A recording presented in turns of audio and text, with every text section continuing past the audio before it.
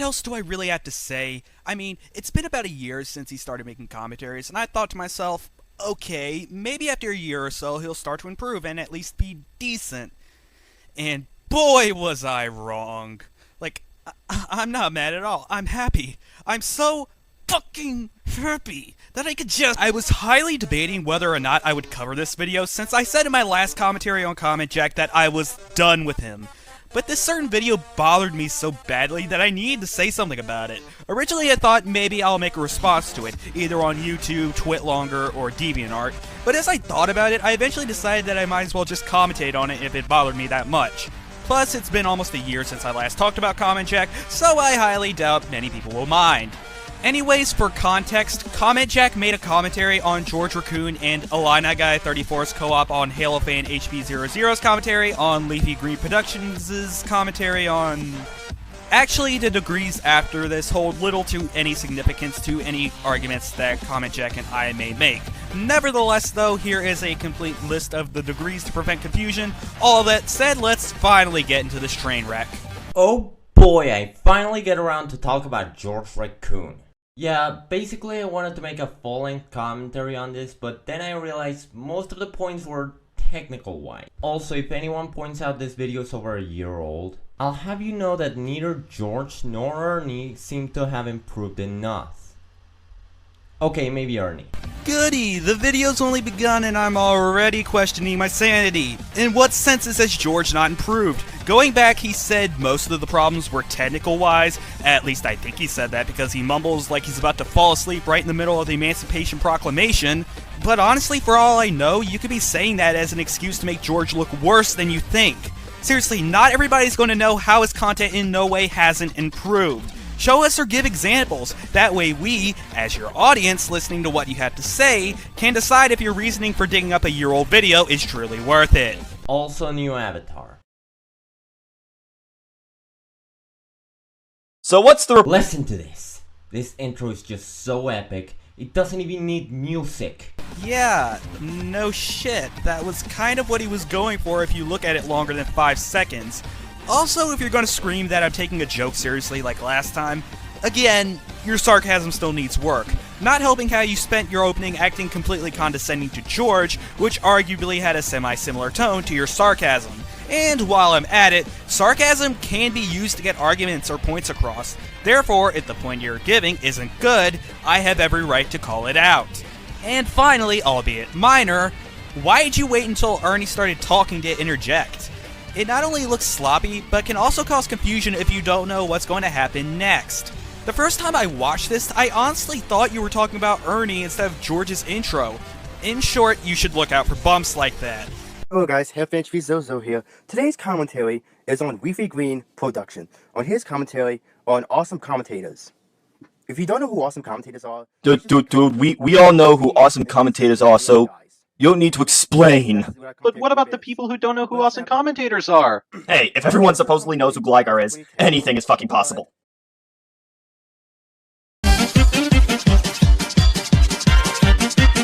I've read this multiple times, and I really don't get what you're bitching about. The joke itself was only 30 seconds, so the only thing I can think of that he's complaining about is how long Halo fans' video played, including their audio duct, which was a little over a minute, or the time when the joke took place, which was around the minute and 50 seconds mark. Better kill two birds with one stone just to be safe. For the first, I don't see how that's entirely bad, since Halo fans' video only played a little under 45 seconds after the joke. Or maybe it's because the joke didn't debunk anything. Even then, I don't entirely see why having goofy and occasionally off-topic jokes is bad, especially since commentaries are meant to entertain as well as inform, and it could be argued that having some out-of-the-blue humor can be seen as entertaining. Now to debunk the second theory and somewhat debunk the first one, the joke took place not long after an actual argument regarding Halo fans' intro coming out of the blue and not being significant or noticeable. And if my entire essay ends up being none of that, then I'd point out that your argument is so vague and cryptic that it can mean almost anything. We're not mind readers, dude. If you can't explain properly, don't get worked up if your viewers can't figure out what you mean.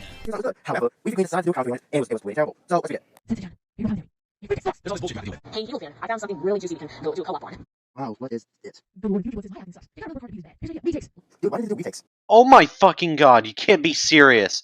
The guy gives a critique on acting, and your response is, why retakes? This shit is what many other people have called you out on, not just Leafy. George, don't go angry on me. Okay, I get this is a joke, but your voice sounds like you're fucking drunk. Especially if you're on the level that Ernie needs to call you out. Like, not the worst, but still, get good. So, Ernie telling George not to get angry means he sounds like he's drunk and... What am I doing? Oh my god. Okay, seriously, I know he's critiquing George's acting, but I fail to see what exactly is wrong with it. I mean, first, George starts off his statement with, Oh my fucking god, you can't be serious. his voice is slightly raised, and he sounds rather annoyed. I think it's safe to say he sounds angry, or at the very least, about to get angry. 4 commentaries on a troll. 4. A frickin' 4. Get it? He done full commentaries. And also, stop repeating yourself. You fucking what, mate? Stop repeating yourself. Don't do it. You know, considering the fact that you are infamous for that, and still continue to do it to this day, Don't do that. I swear to God, Ernie, if you fuck... you're one to talk. He said it, guys! He fucking said it! Okay, I have to explain this because this has been a problem not just with Ernie, but with most commentators in the fucking community. I wanted to talk about the "you're not one to talk" statement for a long fucking time. The point should never be that someone's point is invalid just because it does something similar. It should be that if someone's going to criticize someone else, they need to use that exact same criticism for themselves. It's called practice what you preach. It's a similar statement, but it actually tries to help rather than fucking silence your opponent. What did I even just witness? Mother of God. Okay, there is quite a bit wrong with this statement, so allow me to completely rip this tripe to shreds to show you how much of a mountain he's making out of a molehill. First off the bat, albeit minor yet again, he said you're one to talk, not you're not one to talk. Now with that out of the way, second, I fail to see how George and Ernie were trying to silence Halo Fan. Maybe it's because you either misheard or misrepresented Ernie's statement, but either way, no, there doesn't seem to be any kind of intention here in the least bit. Which brings me to third.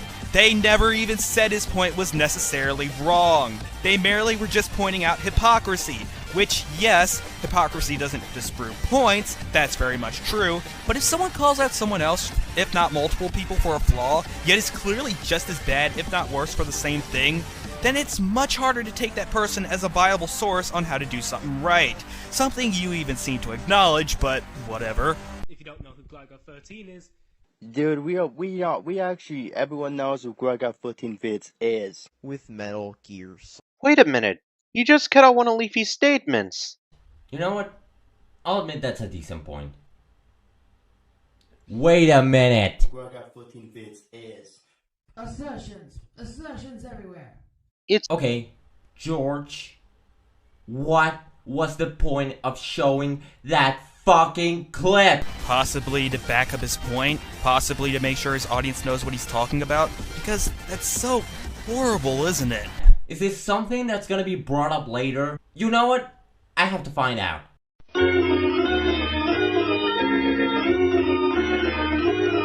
There isn't! Oh my fucking god. Why is this such a big deal like you're making it out to be? The clip only went on for a few seconds and didn't exactly drag out. Stop acting so uppity and try to find actual flaws. is it a 2D platformer? I can recall lots of times where I've had to backtrack. It's his opinion that the game actually sucks. First of all, it wasn't the point that the game sucked. It was the point that the game was linear. Second of all, if things used to back up an opinion are wrong factually, this means you can still critique the opinion if the things used to back it up are wrong factually. So there. Self-action designed by developers who design... Oh my god, why can't people in the community just skip it instead of speeding it up?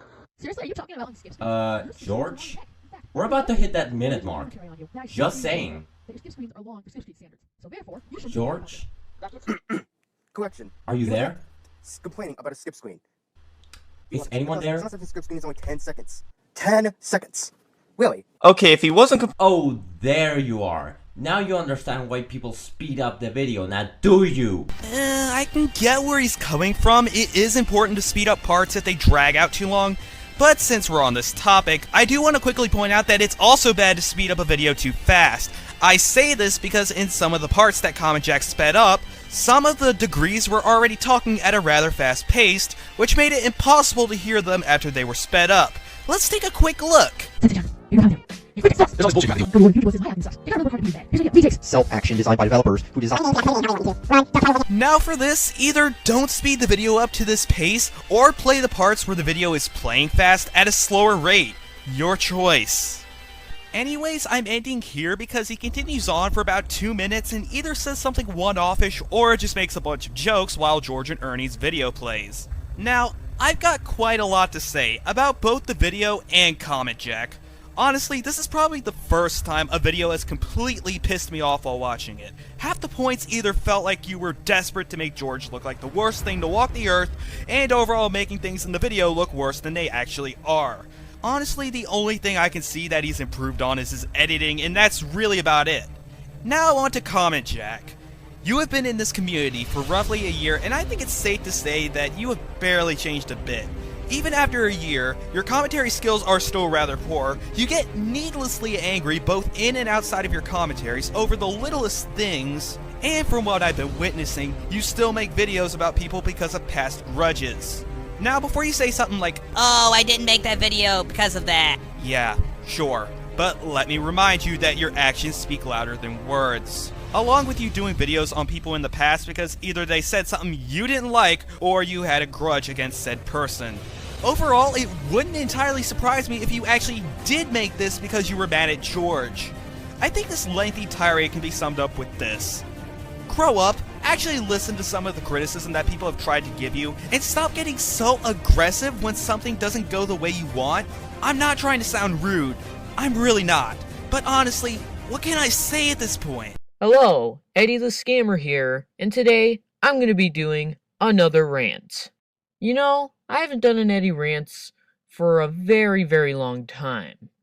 And now that I'm back from my break, I guess it's time to return and do another rant. Time to rant on a community that makes me question why it's real and why it exists. Today, I'm going to do a rant on a very stupid community that I have so many complaints with. Today, I'm ranting on the commentary community. I have so many complaints and reasons to hate this community that I'm just going to list them down for today's rant. Complaint number 1. Commentaries are over-glorified. They are everywhere, they are boring, and you can never get rid of them. They're boring in your opinion. Just because you don't enjoy something doesn't mean others don't. And what exactly are you trying to get at with you can never get rid of them? You talk as if commentaries are cancer or something bad as such.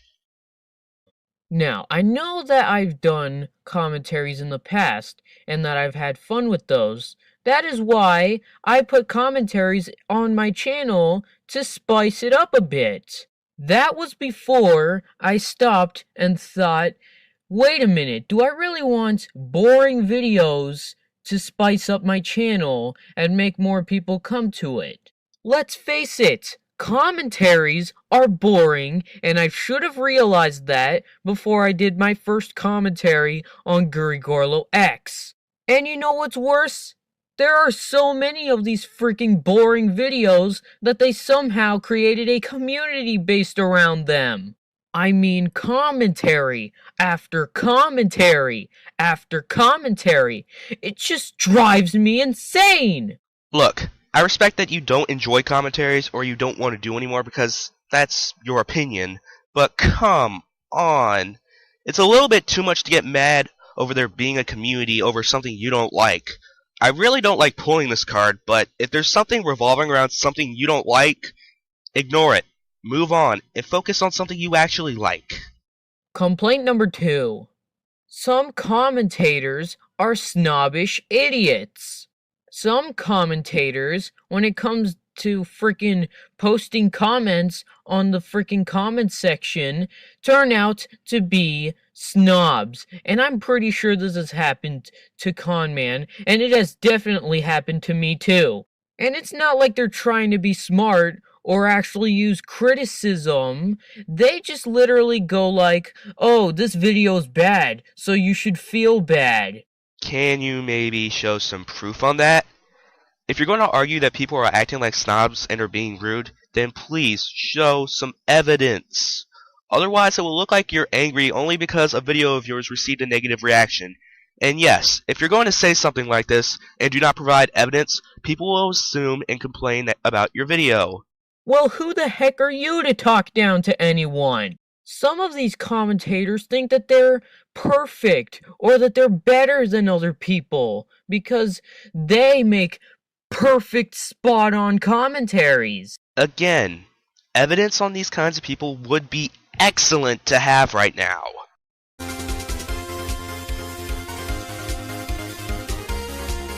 Complaint number 3. Ryan. Ryan is the best YouTuber ever. Ooh, Ryan makes the best commentaries out there.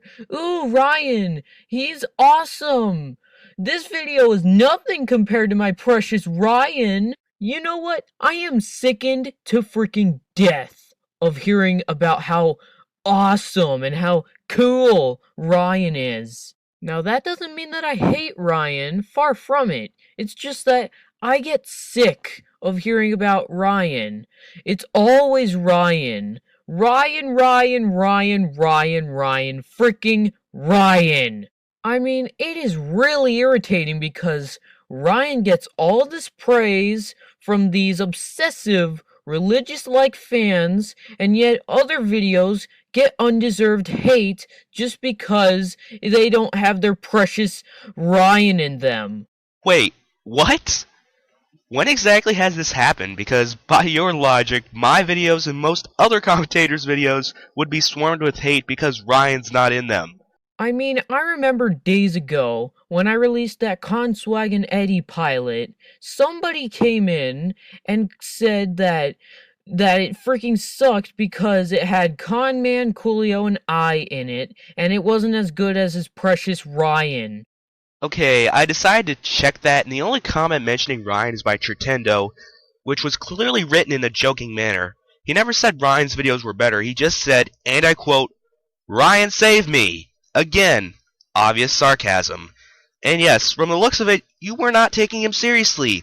At least that was before Conman took offense to it and you edited one of your comments about the same time you uploaded this video I'm commentating on right now. In other words, you and your friend flamed a guy over clear white sarcasm. Not trying to antagonize, but that's kind of unprofessional.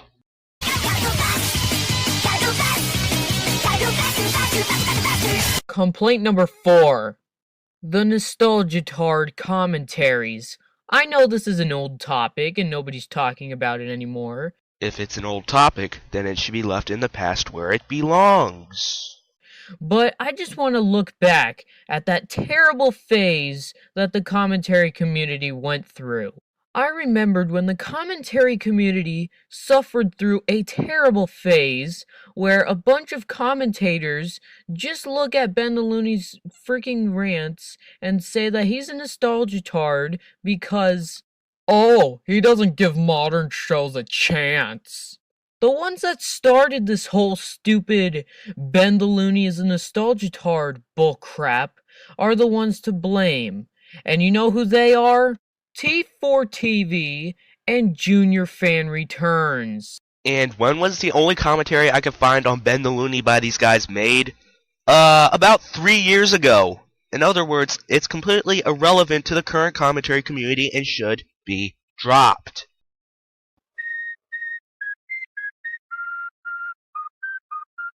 Complaint number 5. Co-op commentaries. As if regular commentaries weren't enough, there had to be commentaries with 2 guys watching an already existing YouTube video and pointing out the flaws of it. Are they any better? Good God, no! but I just feel like they're just a way of saying, hey, check out this guy's channel. He helped me with this commentary, so you should go check him out.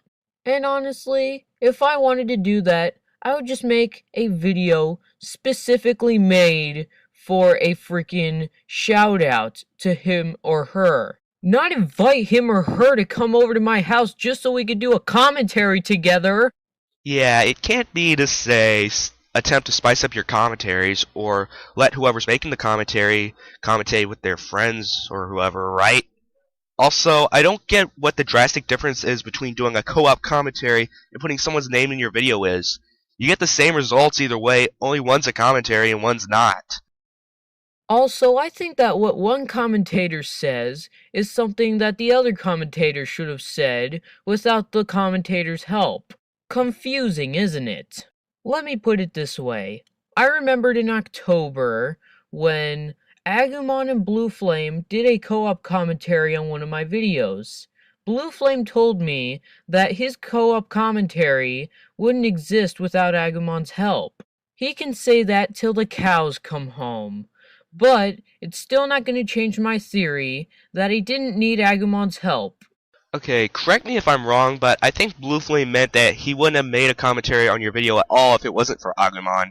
As in, he wouldn't have known about your video or thought twice about commentating on you. Complaint number 6. The bandwagon effect. This is something very common in the commentary community. I mean, it annoys the crap out of me.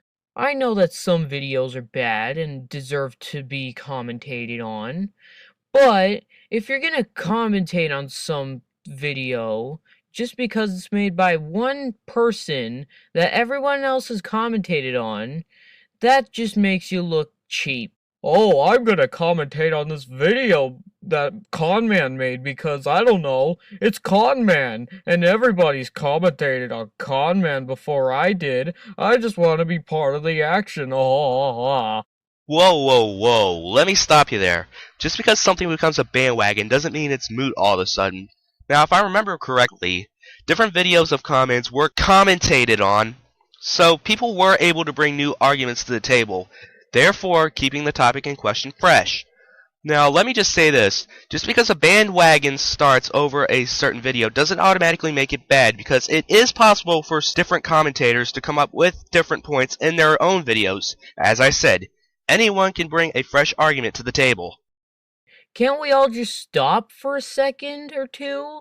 Some people do commentaries on Conman just for the heck of it. This is a video made by Conman we're commentating on. We need to be hip. We need to be now. We gotta get with the times. No effort needed. We just gotta do it for the sake of doing it. Again, please provide proof. Because every commentary on Conman I saw, other than trolls, the commentators came up with reasons why they disagreed with the video and came up with points against the video. In other words, they did put effort into their videos. Complaint number 7. Some commentators assume that whenever somebody leaves the commentary community, it's just because they can't accept criticism. I call bullcrap on that, because some people have specific reasons for leaving the commentary community, and it's not because they can't accept criticism. I mean, where's the evidence that proves that they don't want to take criticism? Where is it? Nowhere, because you're just basically assuming things. And you're not assuming things? I mean, think about it. There will be people who leave the community due to bad criticism now and then. And if said person is notorious for responding negatively to bad criticism, that will be most people's first idea of why the person left. It's not always going to be because of, quote, other things. I'm not saying you're wrong in any way, but I'm only trying to say that what you're saying is just as much assuming as what you're saying we're assuming. Aw, what's the matter? Can't handle the fact that some people hate commentaries and the entire community as a whole? Well, you'll just have to get used to it. Can't that logic be used against you? I could say that commentaries exist and you have to get used to it. Well, I hope you learned something today, and I hope you know why I can't do commentaries anymore. And this is Eddie the Scammer, signing out. Hello, Fan HP here. This time with a commentary on Nightmare. She did a commentary on my videos. So, yeah, let's begin this commentary. And I'm also going to be skipping the intro because her intro is too long. Too long. And my intro is short. So, yeah, let's begin this commentary, shall we? Yeah, care to tell us how long it is? Because yes, she did have a part at the beginning where she explained some things for the video, which in all was 30 seconds, but the actual intro, you know, music, moving pictures, text, etc., was only 12 seconds long. So please either be more specific or don't dramatize your explanations.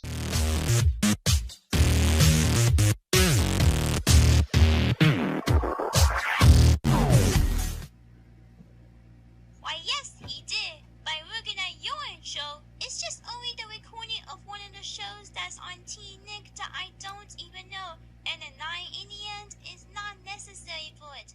And that statement was there, why? By the way, that intro, I didn't write that intro, by the way, so what was that statement for? To say that your intro was bad? Just because you came to a conclusion that your intro was crap doesn't mean it can't be criticized before you say something about it. Which brings me to another thing. You're essentially calling Morgan out for something that she did not know. Her point, whether or not you decide to realize your intro is bad or not, is still valid as it is about a problem in your video. Put some effort to it, or don't make an intro at all. So, you told me to make you told me to not make an intro at all? Real hypocritical. Bruh, how about you actually listen to what she said instead of pick out what you want? She said, either put effort into your intro, or don't bother making one. It's not her being a hypocrite, and it is not hard for you to pay attention.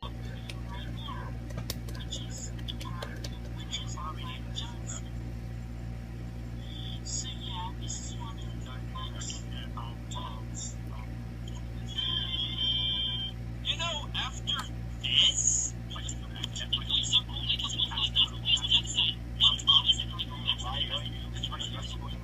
you're the one to talk. Are you even paying attention? Yes, I was paying attention to the video. Are you paying attention to the video? She's definitely paying more attention than you, seeing how you just butchered her previous point. I mean, who would want to sit for the video that was commentated on and wait until someone calls his or shirt out for at least a minute? Yes, seriously. What was the point of that statement?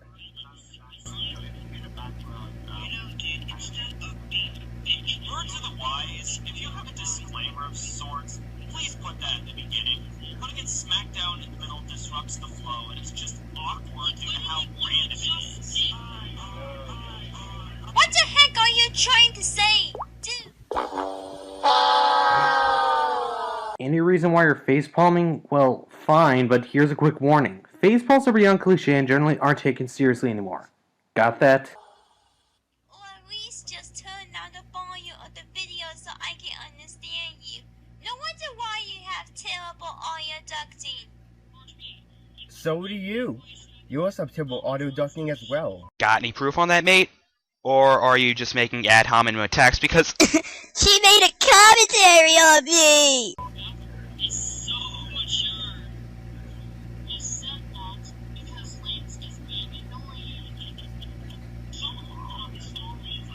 And he wasn't being annoying. How? Oh, why am I bothering to ask? You don't explain shit! Oh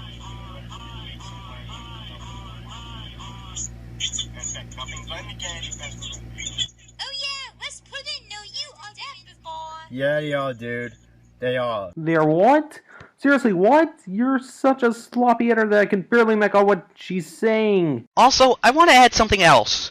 When you're going to debunk someone else's point, do not, and I mean do not, cut out the biggest portion of their argument.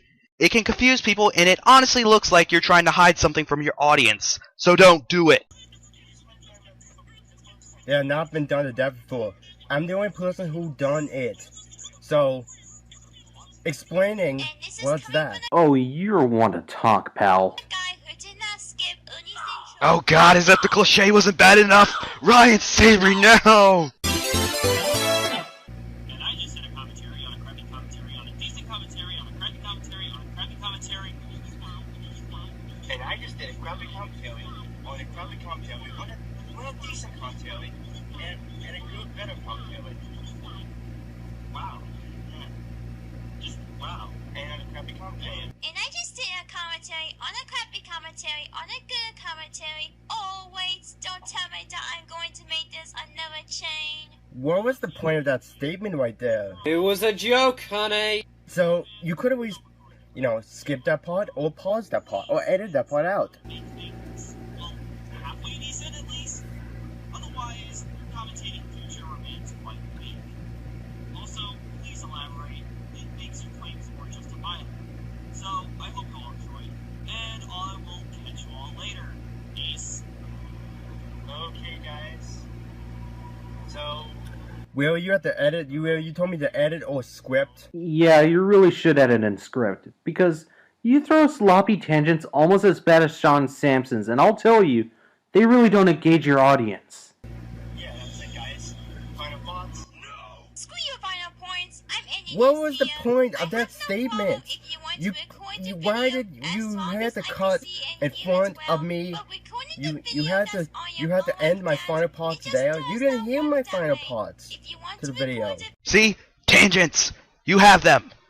Go see Dr. David was here and ask for 10cc of proper scripting! video, either do it the right way, or if not, use a video downloading website or software to download the video. No, thank you. Okay, this is something that's bugging me a lot. Why? Why won't you use a downloader? I mean, this is something that could make your videos easier to watch, and all you ought to say is, no, without giving any reason. Hard to find one. And also, I know you think this commentary sucked, but doing a commentary I on actually yourself deleted like that that video, is so just not what was the point of that necessary to statement help there? you Either win way, I your did points. keep the Even video, I shamelessly but regret I actually doing deleted it that years video, ago. so Oh, what's the and point of that one more statement? thing. To tell you to not upload a video if you think it sucks, like you did for the video we're commenting on right now. Fuck you, you don't deserve it from me. So, anything else to Sean say Sampson about this did. video? Sean Sampson actually subscribed to my If you think one channel, of the so commentaries on you is yeah. terrible, a response commentary is not the right way to back it up. Sure can. It is. That is the right way. So, overall, this video is terrible. Like, really terrible. How is the video terrible? Criticism? The entire point of a commentary? Oh wait, I forgot. It's terrible because It's a commentary on me! No! Like, dude, Nightmare, listen. Why are you commenting on my video? Just why? to say why I had problems? As in, correctly making a commentary! So, just one more thing to you. Stop commentating on videos. Just stop. Uh-huh. Very informative. Good to see that you care to see people improve, right guys?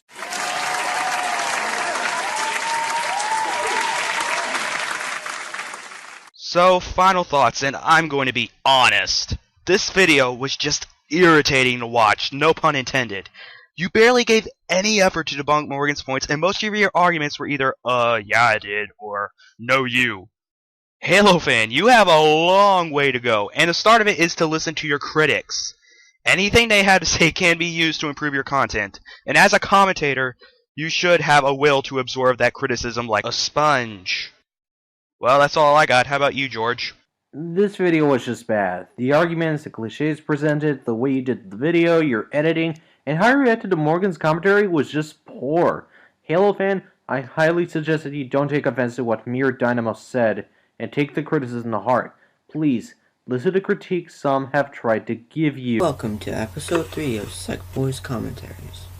Now, I've went through Justin Bieber fanfucks, people who think they are cool. Now, for something new. A weeaboo. Now, a weeaboo is an American teenager or young adult who wishes they were Japanese. That's a little stereotypical, don't you think? Saying that weeaboos are specifically American? So, what I get from that is, that if you're from some other country, take Britain for example, then having that behavior doesn't label you as a weeaboo? Okay, I know that's probably not what you meant, but please think about that kind of stuff before stating something, because it's possible that someone will make assumptions on your vague statement and blow it out of proportion. Today, my target is one, but doesn't even know that she's a weeaboo. Her name is Magical Pocket Usagi. Okay. Stop right there. Magical Pocket Usagi hasn't been relevant for 6 years, and the certain video you're commentating on is almost 8 years old. Even if she was relevant, the only things I remember people bothered to call her out for was for actually not being Japanese, being arrogant, and, if I remember correctly, speaking broken Japanese, but I may be wrong there. But who knows, maybe he'll bring something new and important to the table about this. Oh, spoilers. He really doesn't! Or in English, Witchcrafted Candy Stick Rabbit. Well, it sounds better than Real M Warsaw. Virginia. Warsaw, Virginia. Not Poland. Enjoy. Konbanwa! What? I don't understand. That means good evening. It is an evening where you're standing in or in Britain, where I'm from. Yes, one question. How do you know that? The time span of evening is between 5:01 p.m. and 8 o'clock p.m., in which it is usually still daylight depending on the time of year. And seeing how this certain video was uploaded in August 2007, when it's still daylight in those hours, at least here in America from what I know, it could very well be evening wherever she's at. Assumedly America, again of course. Unless you're talking about the exact time you made this video, then I must say pointless statement. But first, let me introduce myself. This is a Japanese lesson or a fashion show. Okay, what the frick is that? Oh, it's his skip screen, I think. Nothing wrong with that. But I still have something to say. Look, I don't mind him using, whatever that is, as a skip card, but a problem that constantly shows up here is that there is no set time for it whatsoever.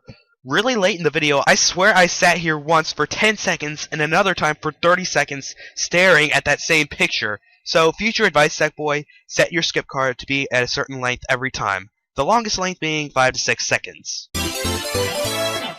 Watashi wa Akemi desu. Dozo yoroshiku. That means, hi, I'm Akemi. Nice to meet you for the first time. I hope it's also the last time I see you. Okay, this is yet another problem in the video. When he's not repeating himself, he's making one-liners that add nothing to the commentary. While not bad on their own, they're mostly insult after insult, which gets kind of annoying and unneeded after a while. Really goes to show how little points he's capable of making for this video. As you can see, I'm Japanese. I can't see that. Look a little white to be Japanese. Therefore, I own lots of many Japanese things. That doesn't make you Japanese. You either have to be born in Japan or have citizenship in Japan to be Japanese. Like this bloke. He was Welsh, but he became Japanese because of acquiring citizenship. Also, Japan really like our culture. Therefore, if you like Japan, or anything like anime or manga, you'll like me. Although the world likes me, so you'll like me. Everyone likes me. I don't like you, and neither does anyone. Ha! Yeah, with over 2,000 subscribers, I can assume at least some people like her. Which brings me back to her being an old topic. In the time she made videos, it's possible that some people like her content and decided to subscribe to her. So no, not everyone hates her. I wish you would die. The reason why I'm on YouTube, which is why you're probably wondering, but the reason why I'm on YouTube is because, well, I see a lot of weirdos. Then stop looking at the webcam. Because I'm totally not. I'm true Japanese. No, you are not. You either have to be born in Japan or have Japanese citizenship.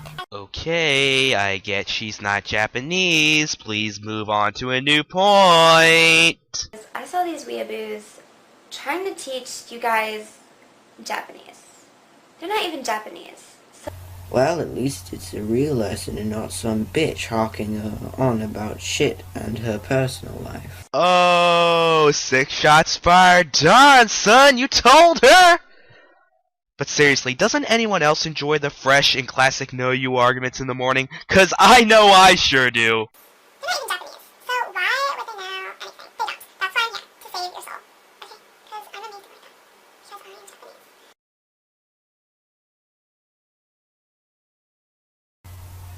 You are an American. Jeez, that is some strong redundancy. Also, not trying to come off as nitpicky or anything, but that dramatic pause is sloppy, awkward, and overall cliche since it's abused so much that it isn't even funny.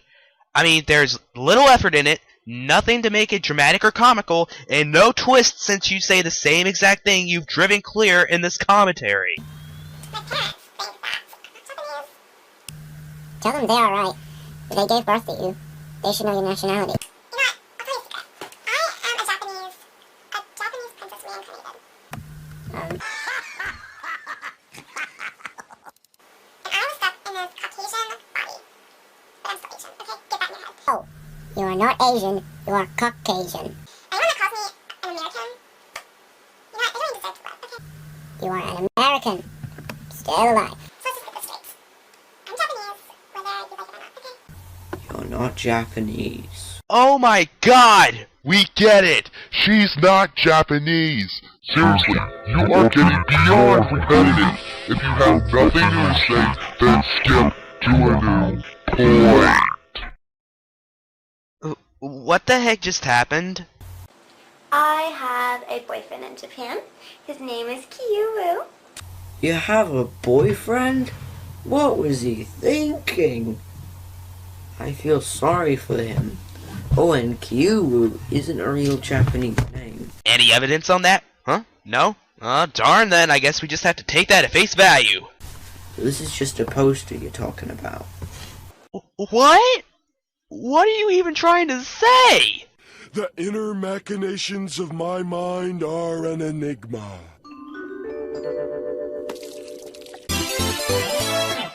I'm already stuck in this Caucasian body, so I definitely deserve a lot more than any other American. No, you don't, you anti-white bastard. Which I'm not, by the way. I'm definitely Japanese. No, you're not. I'm sick and tired of repeating myself. I'm sick and tired of repeating myself. Then maybe you could, you know, not repeat yourself.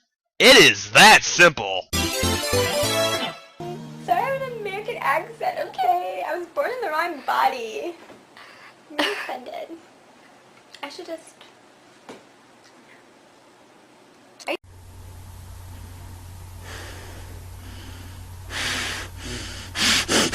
I thought this video was over, but you just seemed to waste the ending with you being even more racist.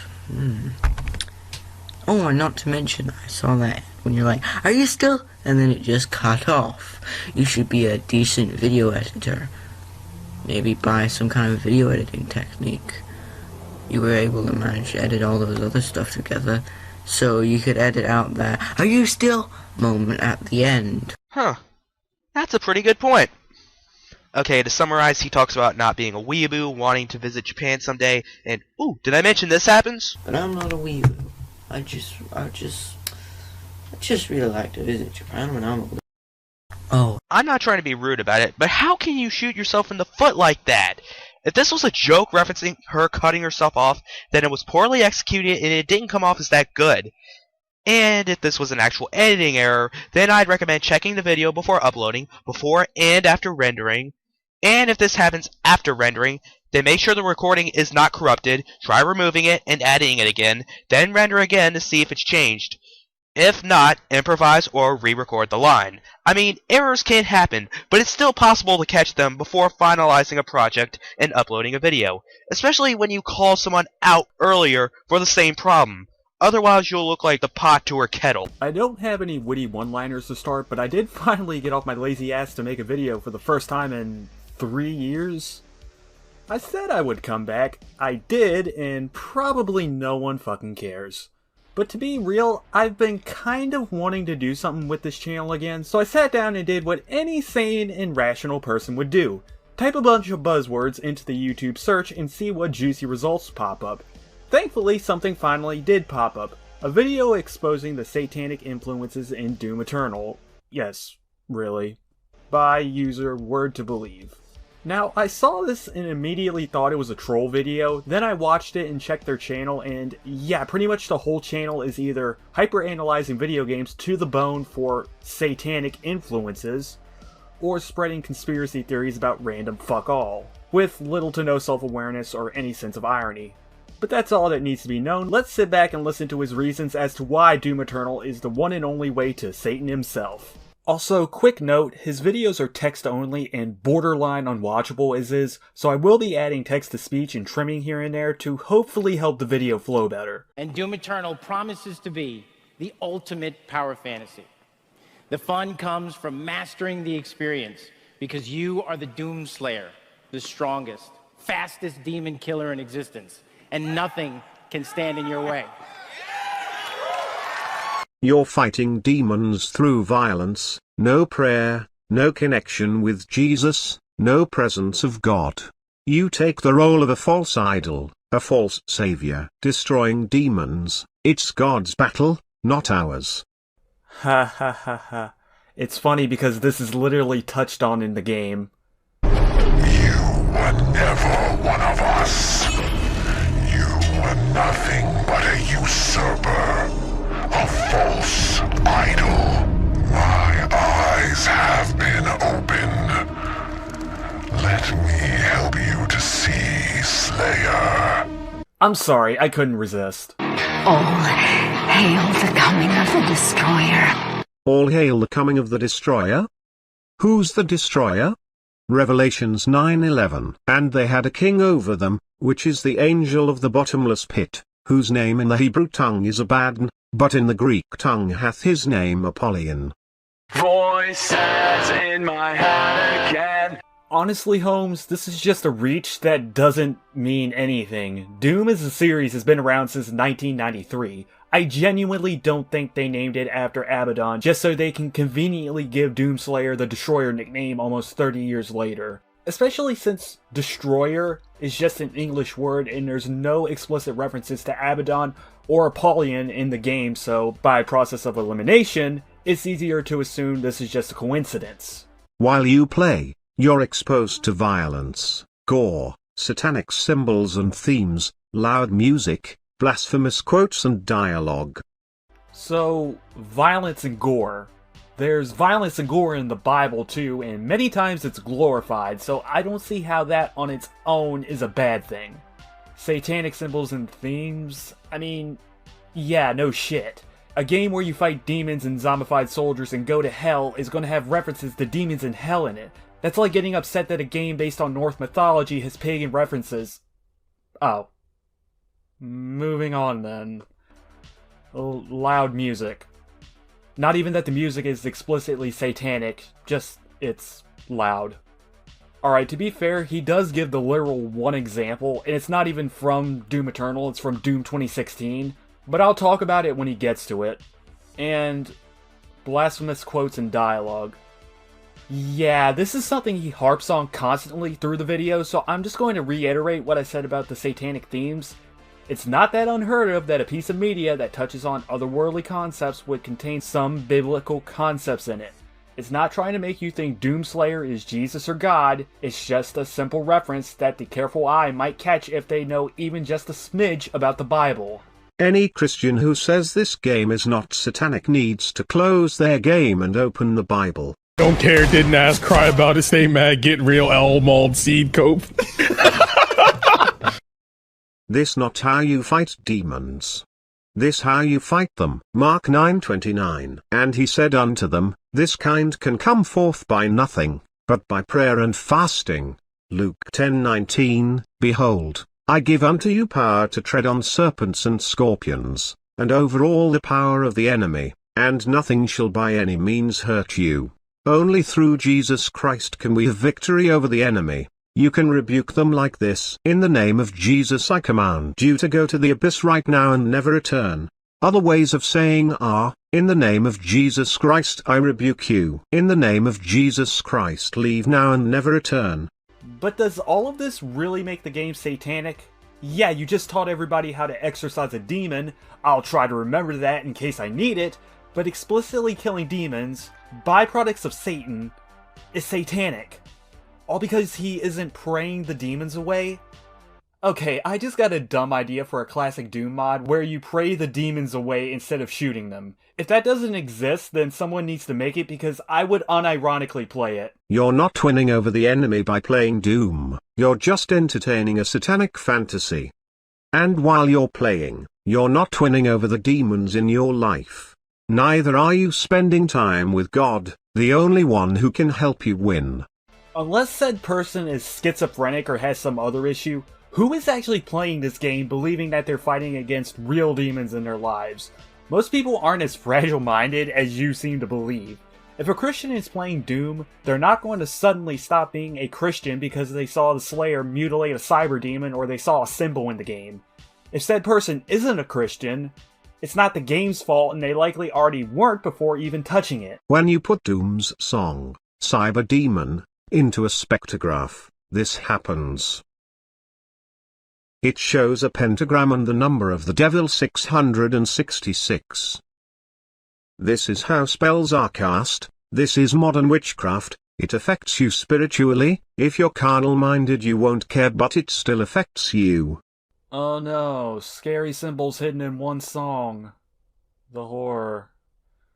No really, this is clearly a tongue-in-cheek joke done as a stab to the game's atmosphere. It's so generic, on the nose, and I'll even go as far as to say harmless because the pentagram isn't exactly some hard symbol to find. I can Google it right now and I won't get possessed. And 666 is just a symbolic number. Beelzebub isn't going to pop up in your living room because you saw, or in this case heard, two scary images that are already fairly well known and seen. And while I'm on this topic, take this bullshit about subliminal messages back to the 80s where it belongs. There is no substantial proof that subliminal messages, such as backmasking or spectrograms, will cause any negative effects. In fact, research has proven the exact opposite, and in general, this includes satanic subliminal messages. All the evil that hell can conjure. All the wickedness that mankind can... Some players have tattooed this mark of the beast on their own skin. Yeah, some people are getting this powerless, fictitious emblem that was created just for the game as a tattoo. I dread to see the temper tantrum this guy would have if he saw someone with a pentagram, devil, or some other type of imagery on their bodies. If the mark will be a RFID chip with a customized tattoo, gamers will easily fall for it. Well, it's a good thing you don't have to go to Google or Microsoft to get a tattoo, and it's a good thing that your average tattoo parlor doesn't implant RFID chips. You're just bringing up nonsensical dribble that has nothing to do with the topic. These games cost money. Of course they will put their influence on it. These corporations don't care about you. Yep, not because they overprice their shit at times, pester you into signing up to programs you probably aren't interested in, and sometimes rush the likely overpriced product on the shelves only for it to be glitchy or bugged. Nope, the companies don't care about you because they put questionable content in their mature-rated games. And said content will turn you into a satanic, Illuminati, smooth-brained mouth breather. You bring violence and war to thwart the Dark Realm. But conflict was born in hell. It is inevitable. A fire that fuels creation and gives purpose where there is none.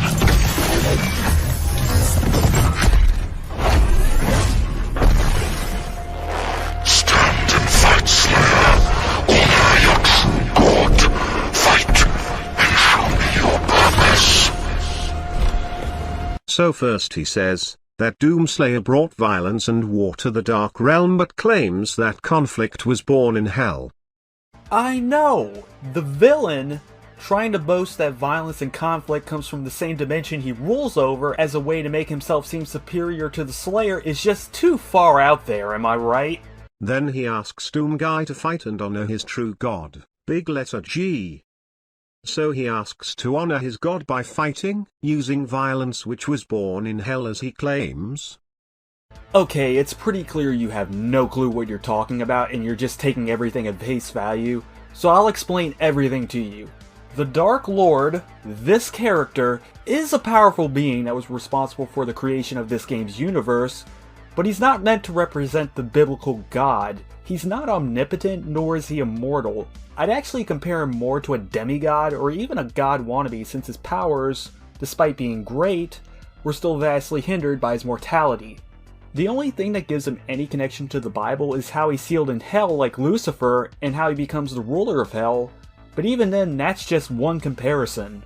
As all things were made by my hand. Now he claims to be the creator, so Doomslayer's god and creator is the Dark Lord.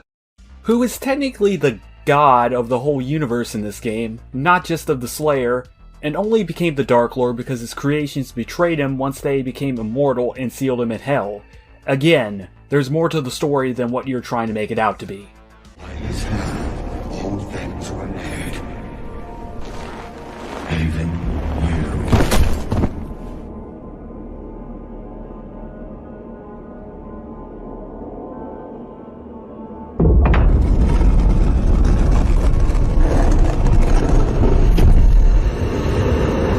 He is buried, and resurrected in another game, mimicking Jesus. So, being sealed in a sarcophagus while still alive, and being discovered by scientists after an indefinite period of time is mimicking dying on a cross and coming back to life after 3 days? Yep, can't believe Doomslayer ripped off Jesus. Nothing to object whatsoever. Pack it up, boys. Mark of the Beast is an inverted upside down cross. I mean, if you squint and tilt your head, yeah? Honestly, it looks more like a palm tree from hell. Actually, fuck it, play the song again. Voices in my head again, beating me in a war I can't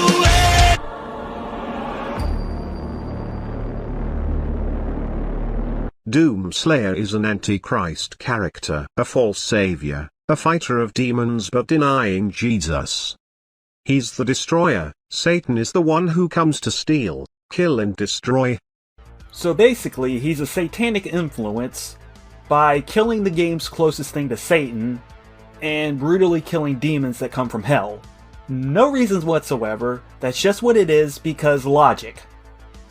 These Satanists do a real shitty job at making themselves look cool, huh?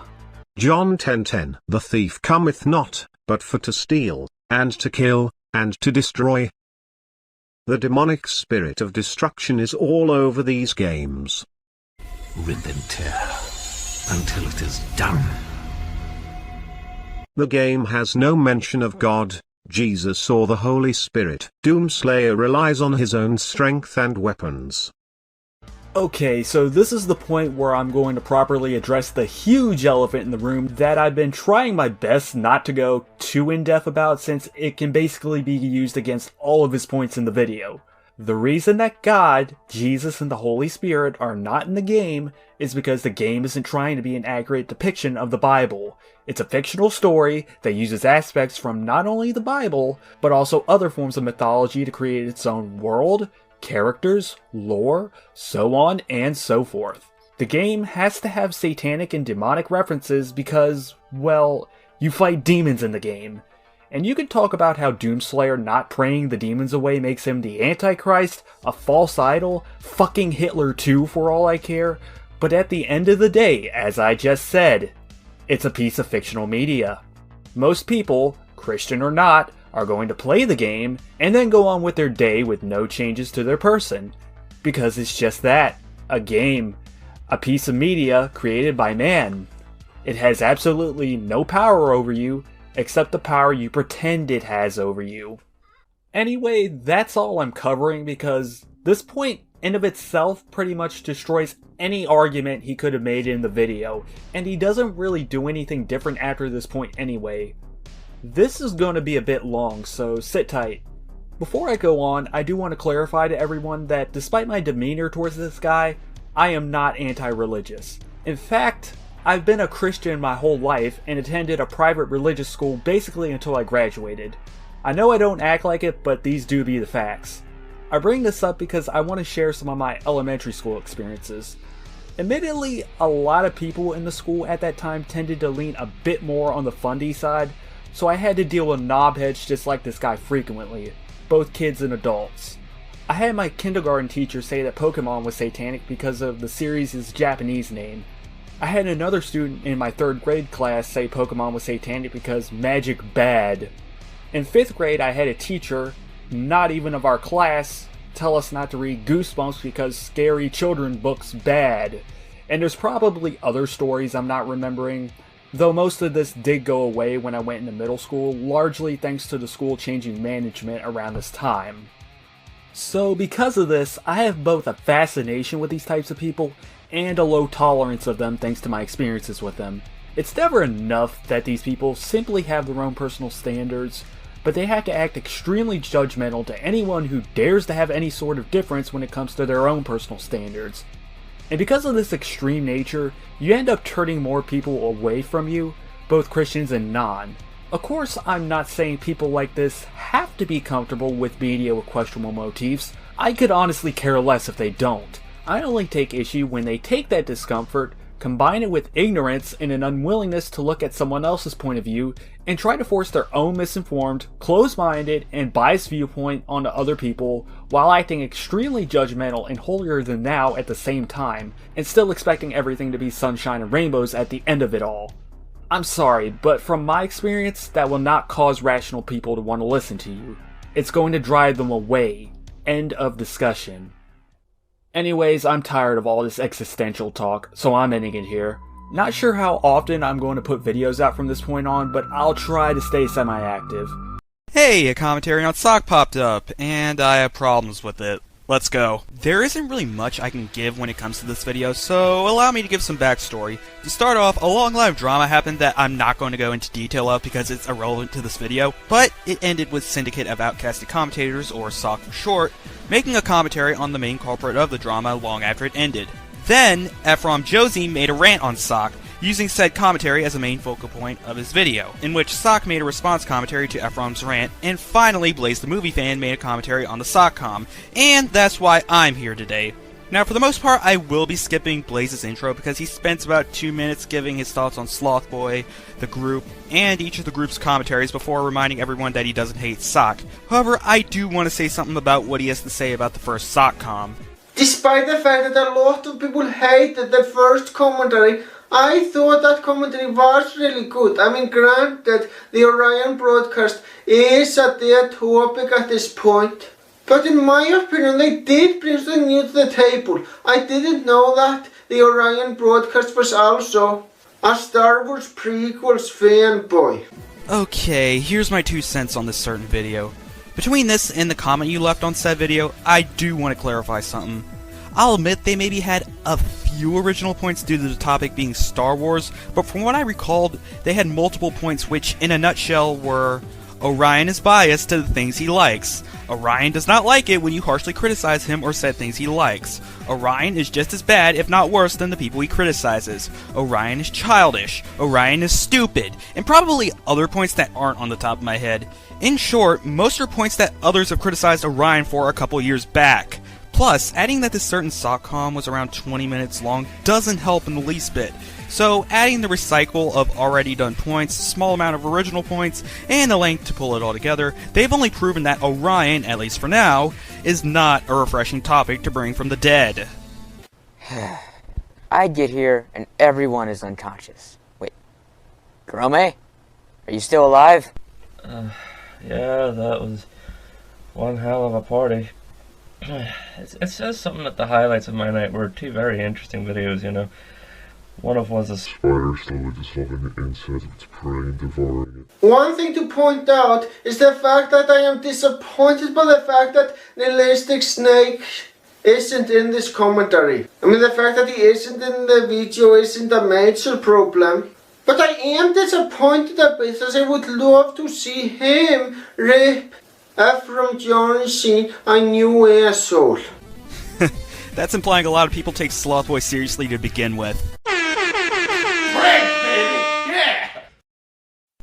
Guys, I can explain that uncalled for outburst. I had a bet with, Ski Hound. Yeah, Ski. He told me that if I said that, he would give me $5, a plate of hot wings, and a 12-pack of Baja Blast. Come on, I can't pass a deal like that up! Okay, first of all, I'm right here, and also, no, I never said that. Yes you did. No. No, I didn't. Come on, just cover for me this one time, please. No, I've covered for too many of your fuck-ups. Okay, I'm sorry. I just need to get out of this, please. No, you do this every time I understand that, but... Like that one time that definitely happened where you were all like... Hell no, you are not going to mention anything dark I've done in front of my audience. Holy shit. There's no way I'm going to get out of this. Damn it. I'll worry about it later. I just need to finish this video. Hey guys, Sifro Joe here, and today I'm going to make a quick little response to the Syndicate of outcasted commentators. Okay, my first problem is stand still for cuss sake. You don't have to act like someone spiked your coffee. And here's the first problem I have with this video, and it is a recurring problem of it. You are nitpicking the video. Why the hell does it matter that Efron Josin is moving around? A lot of popular YouTubers move around in their videos.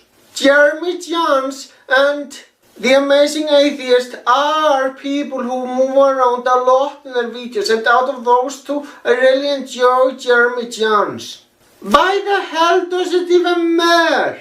It doesn't, so this is pointless nitpicking. Yeah, but the difference is that when Jeremy Johnson and the Amazing Atheists do it, they're sitting in one spot and more or less are just using frantic body language. Efrom, on the other hand, is literally jumping around his basement constantly to and away from his camera, which could cause technical issues, distractions, annoyance from said problems, or other potential issues. Plus, from what I'm seeing, his constant jumping back and forth from his camera seems to be causing his audio to spike and drop constantly, which makes it more annoying to listen to him and make out what he's saying. I mean, I'll give. They could have said why it was bad he kept jumping around, but from what I've witnessed, it had to have been one of the previous problems I mentioned.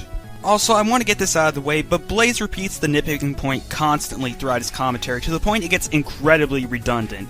Yeah, please don't harp on a single point throughout your commentary. It gets really old after a while. Say it once, possibly twice, then focus on other issues within the video. Map Station, who I don't know anything about. Corona Dan, who I don't know anything about. Oh my god, that pronunciation. I swear I will rip out your headsets and play lasso with your intestines.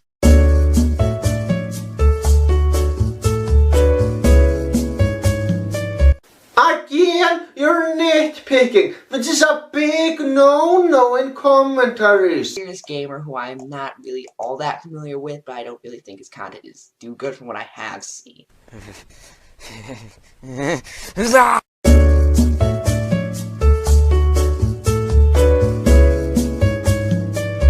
Okay, what was with that interaction? It added nothing to the video and is completely fucking pointless. It was meant to be a joke, Blaze. Literally, both times they did this, they were intending to make a joke. I mean, if you want to make a point on why a joke might be flawed or doesn't work in a scenario, then fine. But telling someone they're nitpicking during an over-the-top statement, then later questioning the point of a segment when its point is to lighten up the mood of the video, is not doing that. Please stop talking. The children are in pain. Also, this video was, wouldn't that be although, not also? The correct word was, in fact, also, you illiterate twat. Learn basic English. And here you are nitpicking yet again.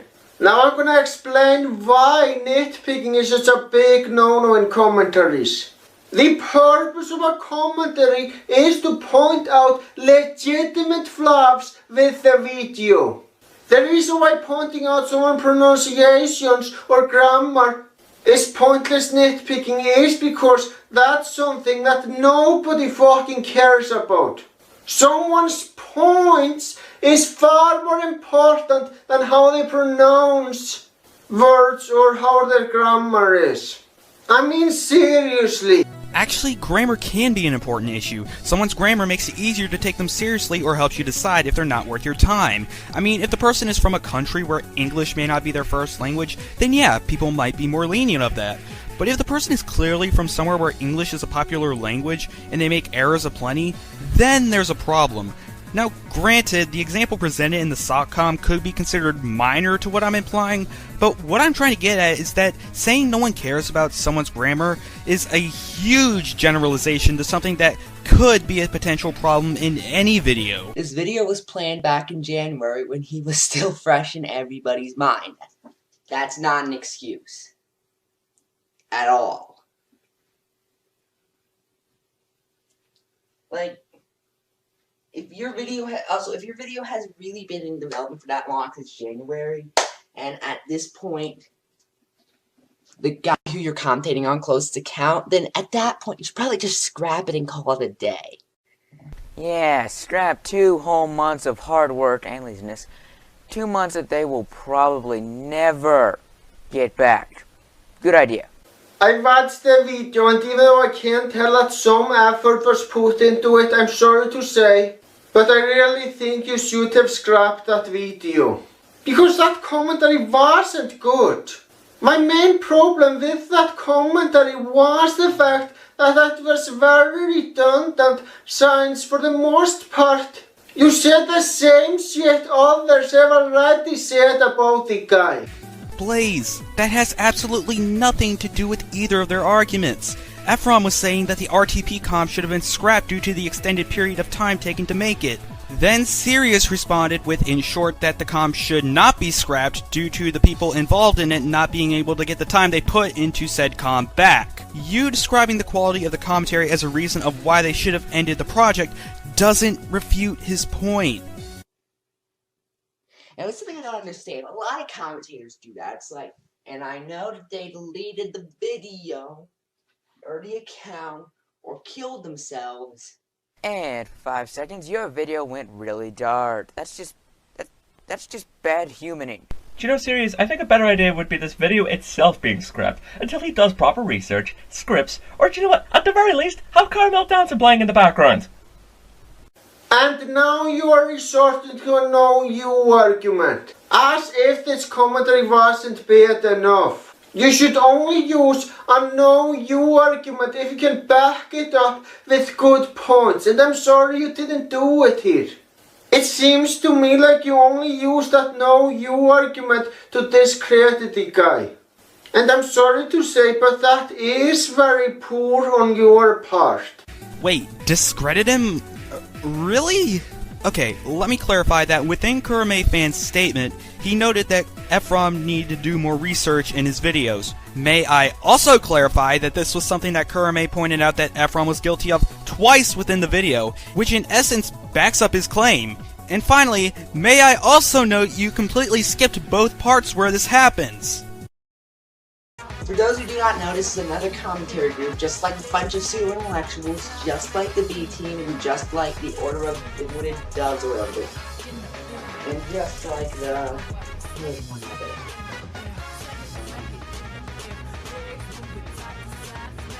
Oh wait, I don't care. I can tell this video's been well researched with his examples of the other commentary groups. Hell, I wasn't even aware there was a group named Oh Wait, I Don't Care. You know, truly this kid is a god of knowledge. Anyway, they've made 3 commentaries so far. Can I just point out we've only done 2 commentaries in our entire run as a group? One being Sloth and DiCaprio, while the second was Sloth, Mav, and myself. The only other related video I could see mistaking as a third video from SOCK was me and Sloth's co-op on Mind Out of Sync, but that wasn't related to SOCK, that was just a regular co-op.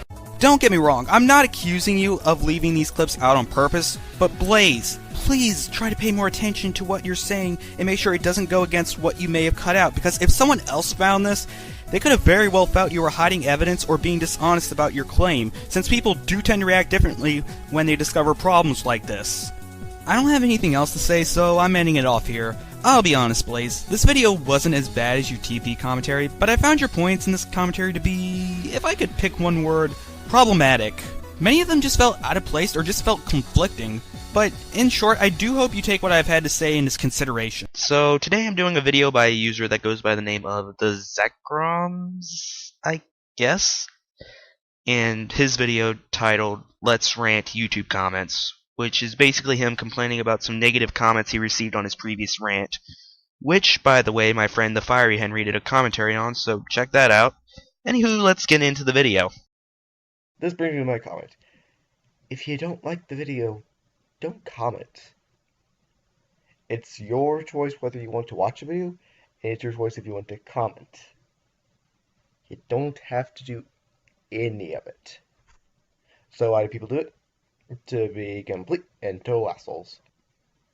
So I posted my IGN rant yesterday, and I expected to get a lot of hate from it, and I did.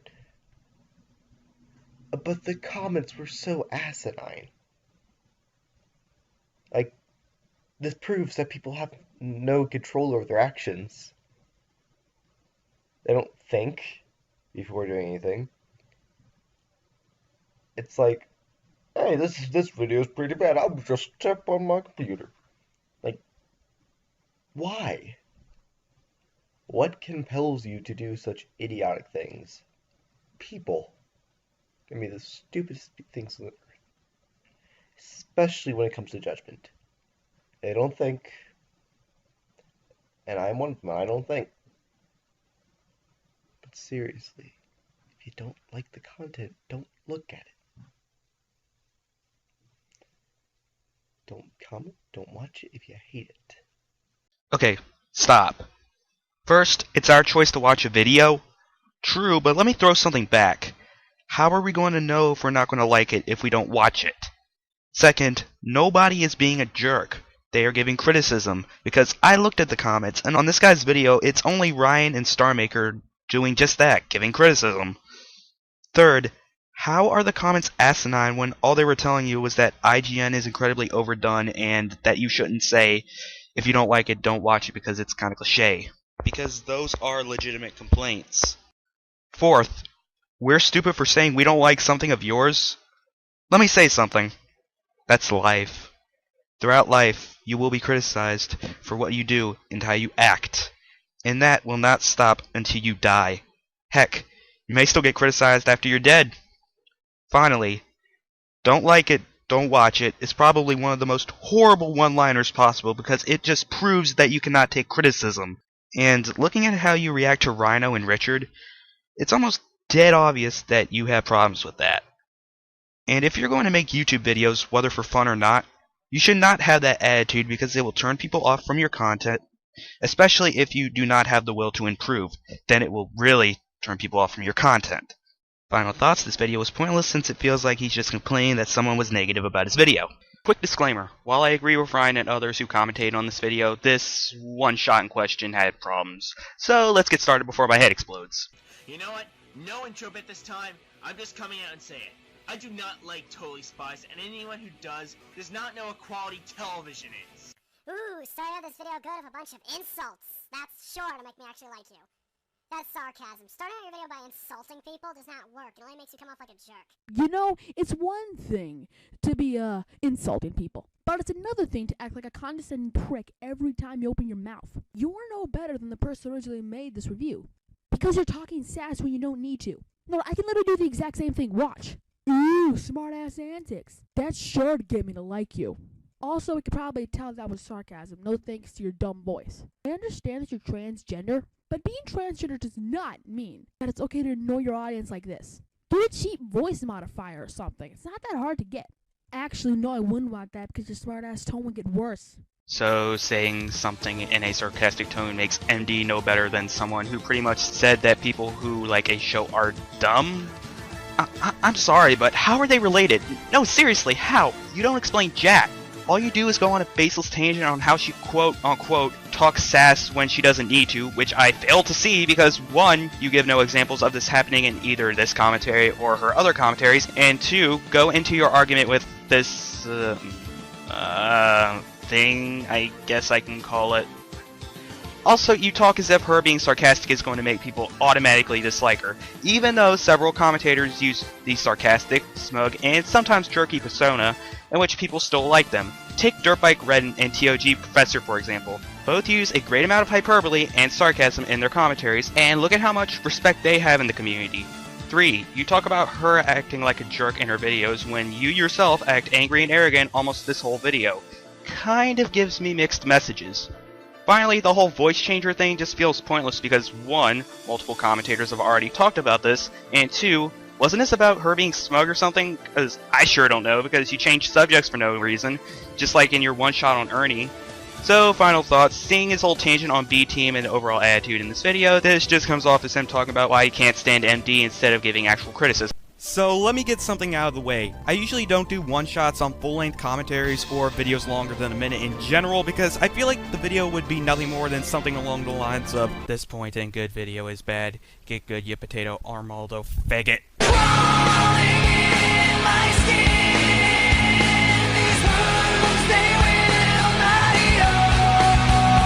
But honestly, I'm going to go ahead and break this rule because I really want to get something across that's been bothering me ever since I saw this video. So a new commentator by the name of Commentarian released his first commentary on Kablam Bandicoot 64's commentary on Mr. Enter's review of Coconut Fred. Now, for a first commentary, Commentarian's video was overall not entirely bad, but there's definitely some room for improvement. However, there was one part of the video that really bugged me, so I thought I'd talk about it today. Now, honestly, I don't consider this video 100% directed towards Commentarian, but more towards anyone that wants to get into commentaries, especially when I discuss the first part. All aside, here are the degrees to prevent any confusion, so let's see what happens. Well, let's see which video he fails at reviewing today. Coconut Fred. This seems like an easy target, with it being one of the worst cartoons of the 2000s, at least that's what he wants you to think. Though in all seriousness, this is a pretty bad cartoon. This should be an easy review, and hey, it's only 6 minutes, so maybe he doesn't drag it out. Let's watch the video. So you agree with him it's bad. I see how it is. Also, you have yet to see the video, yet you are actually starting a commentary on it before you see the video. Sounds like you are expecting the video to be bad before you see it. So, if I may, allow me to get my main point out of the way since it's the entire reason I wanted to make this. Solely agreeing with something in regards to the subject you're commentating on does not ruin any potential points he may make.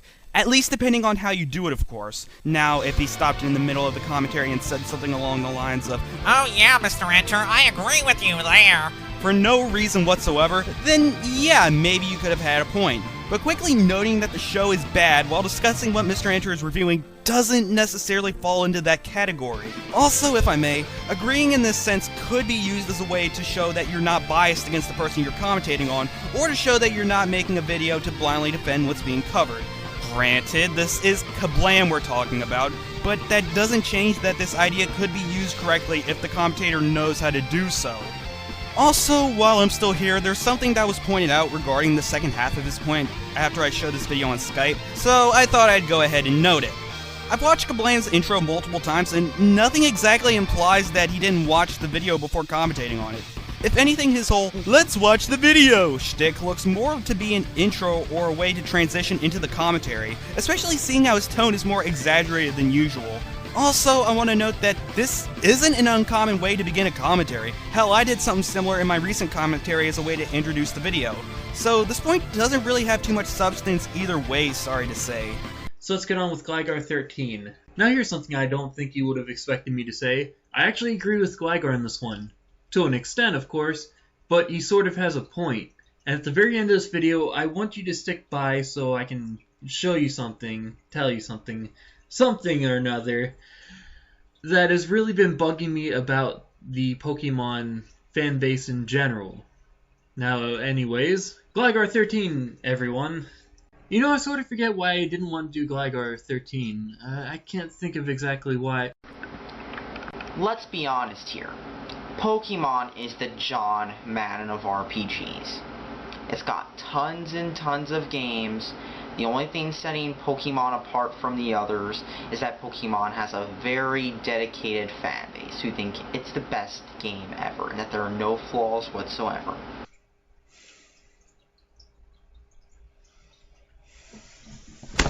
Oh, shit. What was I doing again? Alright. Don't you think that you're over-dramatizing his video a bit? Also, holy crap, I have that poster in the background, yay! well, sometimes they do think there's flaws. Mainly it used to be, well, a year or two after the old game came out, you'd start to see people posting about flaws. For example, Diamond and Pearl's slowish battles, or what was real controversial and polarizing was Generation 3's water routes. If you don't know what these are, they were basically like, you know, routes in Pokemon which were passages between towns, except they mostly consisted of water. And you do realize not everyone watching this video has played Ruby, Sapphire, Emerald, or the remakes, right? So it's not really that bad that he explained the game's water routes. And apparently Generation 3 had a lot of those, and they were polarizing. Either you thought Hoenn was the most original region ever, or you thought that Generation 3 was terrible because it had too many water routes. In fact, you can even do a search on water routes on various Pokemon fan sites, from Surabee to Bulba Garden, and you'll see tons of people either saying these were the best things ever or these were the worst things ever. No, it's almost like I could say that about anything in general. Well, you see, I've searched in the 343's Industries forums, the Bungie forums, and the Xbox 360 Achievements.org forums, and I've concluded that Halo 4 can be polarized as either the best game ever or the worst game ever by some of its fans. Face it, Halo is ruined. I really didn't get the point of that. All he did was state a simple fact. How does it being relevant to other fan bases make it any worse of a point? As a matter of fact, how does this debunk his point at all?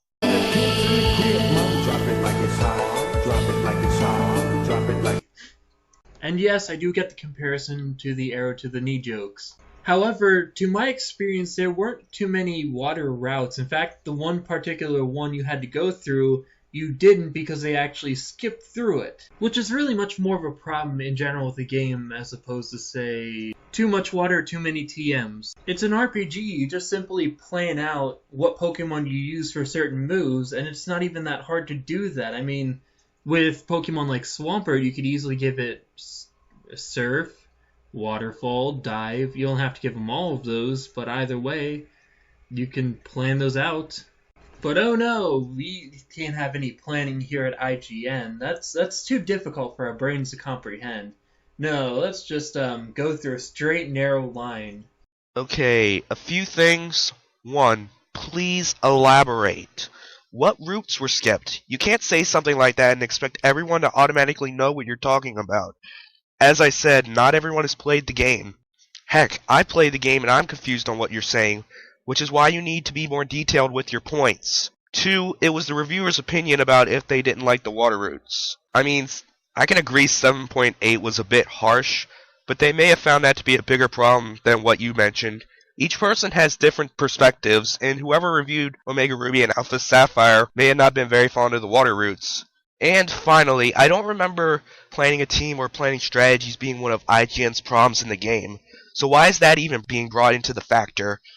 Plus, having to plan out Surf doesn't exactly change how the reviewer felt that there were too many water routes.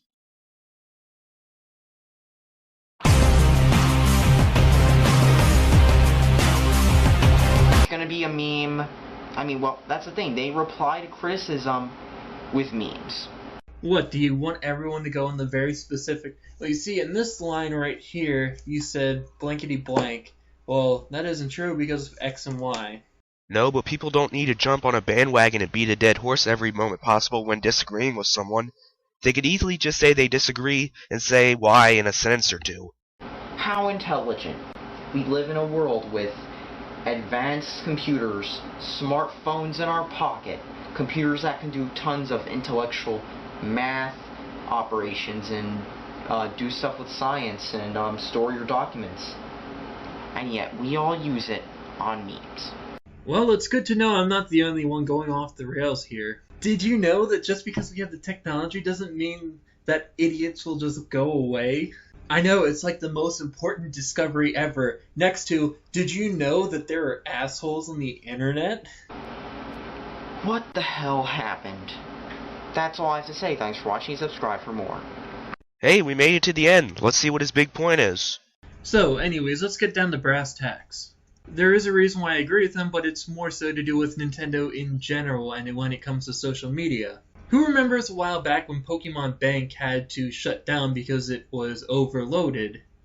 It felt like everyone was constantly talking about Pokemon Bank, even Smosh Games, which, again, it's a bit of an ironic thing of them to say it because of their game. But as soon as there were actual problems, like with the Platinum Club Nintendo rewards, no one said a thing about it, which was disheartening. So you're more willing to talk about a paid service that lets you store Pokemon than the rewards you get after paying at least $600 into a rewards program. Oh no, that makes perfect sense. Absolutely. But don't worry, guys. You get a free copy of a Super Smash Bros. Demo that makes you reboot your 3DS every time you quit it. Hooray! At least it doesn't have a limit on it. While we're on demos, how about that Omega Ruby and Alpha Sapphire demo that promised something if you did something every day, but only gave you a nugget at best? At least be consistent with your complaints, so that it doesn't seem like you're whining over the stupid shit, like what Gligar thinks. Gligar was ranting about how people responded to criticism with memes, which doesn't really relate to what you're ranting about. Honestly, that could have been its own separate video as a rant if you thought it was worth it. I mean, I'm not saying you're right or wrong here, I'm just saying that this is kind of irrelevant to the topic you're talking about. All I'm saying is that if you're going to be there to bring up the stupid things like the previously mentioned Pokemon Bank, then you should also be there when something legitimate happens, like the Club Nintendo incident. Anyway, let me know what you think in the comments below, and I will see you all later. Okay, today I'm going to do a commentary on someone who made a commentary on a user named Mysterious Man. Now, before I go on, I just want to note that not only is Mysterious Man a dead topic, but he's also a troll. Alright, enough babbling, let's just get into this video already. God damn it. God damn it. I know the rule of the internet. You don't need to freaking remind me. I know the rule is, don't feed the trolls. I know the rule. You don't need to freaking remind me. But I'm gonna break it for this commentary. Okay, hold on a minute. You know very well he's a troll, but you're going to commentate on him anyway. Not only that, but you're visibly ticked off at him. Just, no. You're falling for him. Don't deny it. You're falling for a troll that has not been relevant for roughly 2 years, I'd say. You're falling for him. Because this guy was so stupid in thinking it was not gonna get criticism from anyone that he thought, okay, I'll just troll the entire user base who loves Nintendo and get away with it. You failed, good sir. Because I, while not wanting to break the rule, will anyway. Alright. What exactly did he fail at? Trolling? Obviously not, though, since you're mad at him. And why the hell do you think he would care about being criticized in the first place if it's his motive to get a reaction from you? Because, you know, he's a troll. Hey guys, Mysterious Man, back with another video. We're gonna be doing the 10 worst video game systems of all time. First off, get a better microphone. One that doesn't cause static on the damn recording. Seriously, I have this. I've used these things for 3 years. Ever since I bought one of these back in 2011, I've never gone back. I've bought 2 replacements. One broke on me, then another one did, and so I bought another one. These are $48. Why nitpick over something so small? It's not like you can't hear his voice or anything. Also, going into a discussion about your microphone is completely irrelevant to the original video.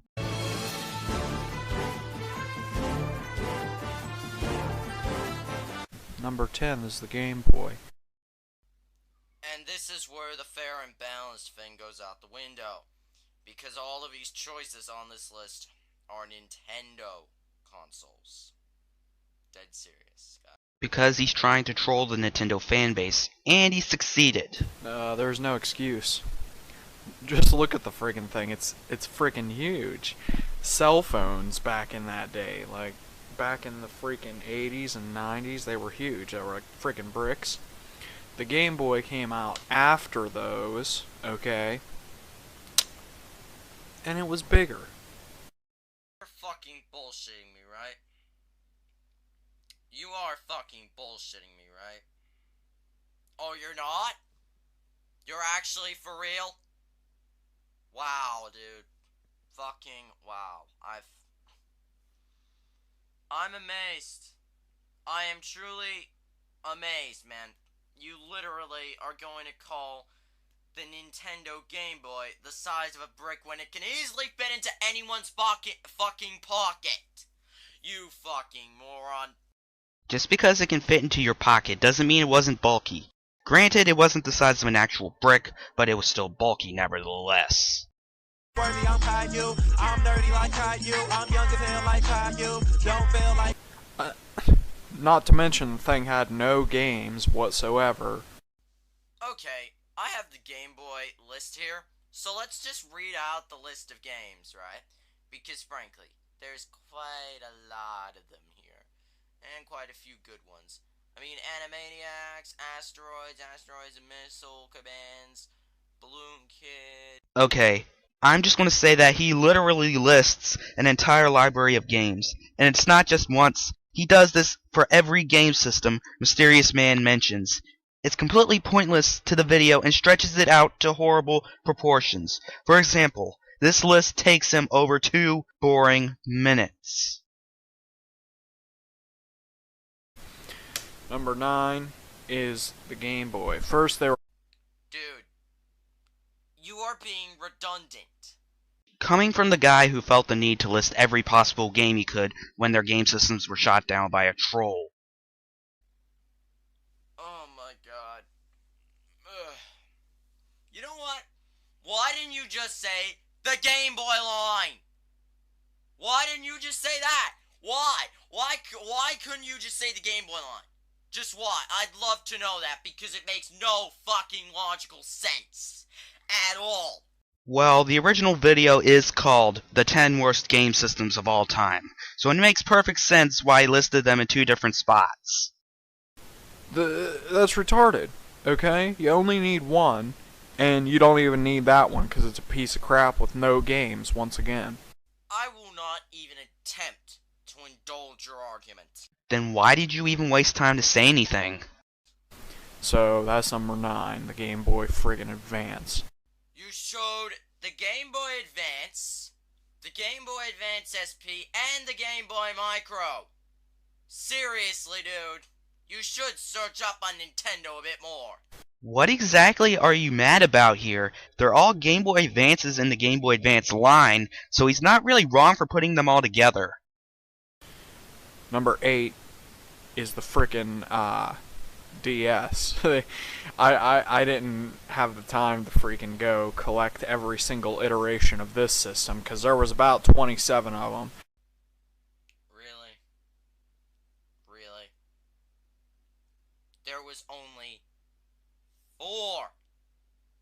The DS, the DS Lite, the DSi, and the DSi XL. Only 4! My god! You're a moron of Nintendo! He's a troll. It's obvious he's going to exaggerate things and use misinformation. Seriously! You know what? Hang on. Wait up. That is my game collection, and as you can tell, it has a large collection of Nintendo games. Have I made my points, UXX, Mysterious Man X, that I am a fan of Nintendo, and I probably know way more about them than you ever will? Yeah, I have. Haven't I? Showing us your game collection does not prove him wrong in any way. So, okay. Number 7 is the 3DS. So if you're gonna tell me there's no games, we're gonna have a lot of fun. Reflect Missile, Plants vs. Zombies, Tetris Party Live, Paper Plane, a little bit of Dr. Mario, Airport Mania, First Flight, Jazzy Bill. You really did not need to list every single game you had on your 3DS. That was probably more pointless than your Game Boy ramble because he has yet to say that the 3DS didn't have any games.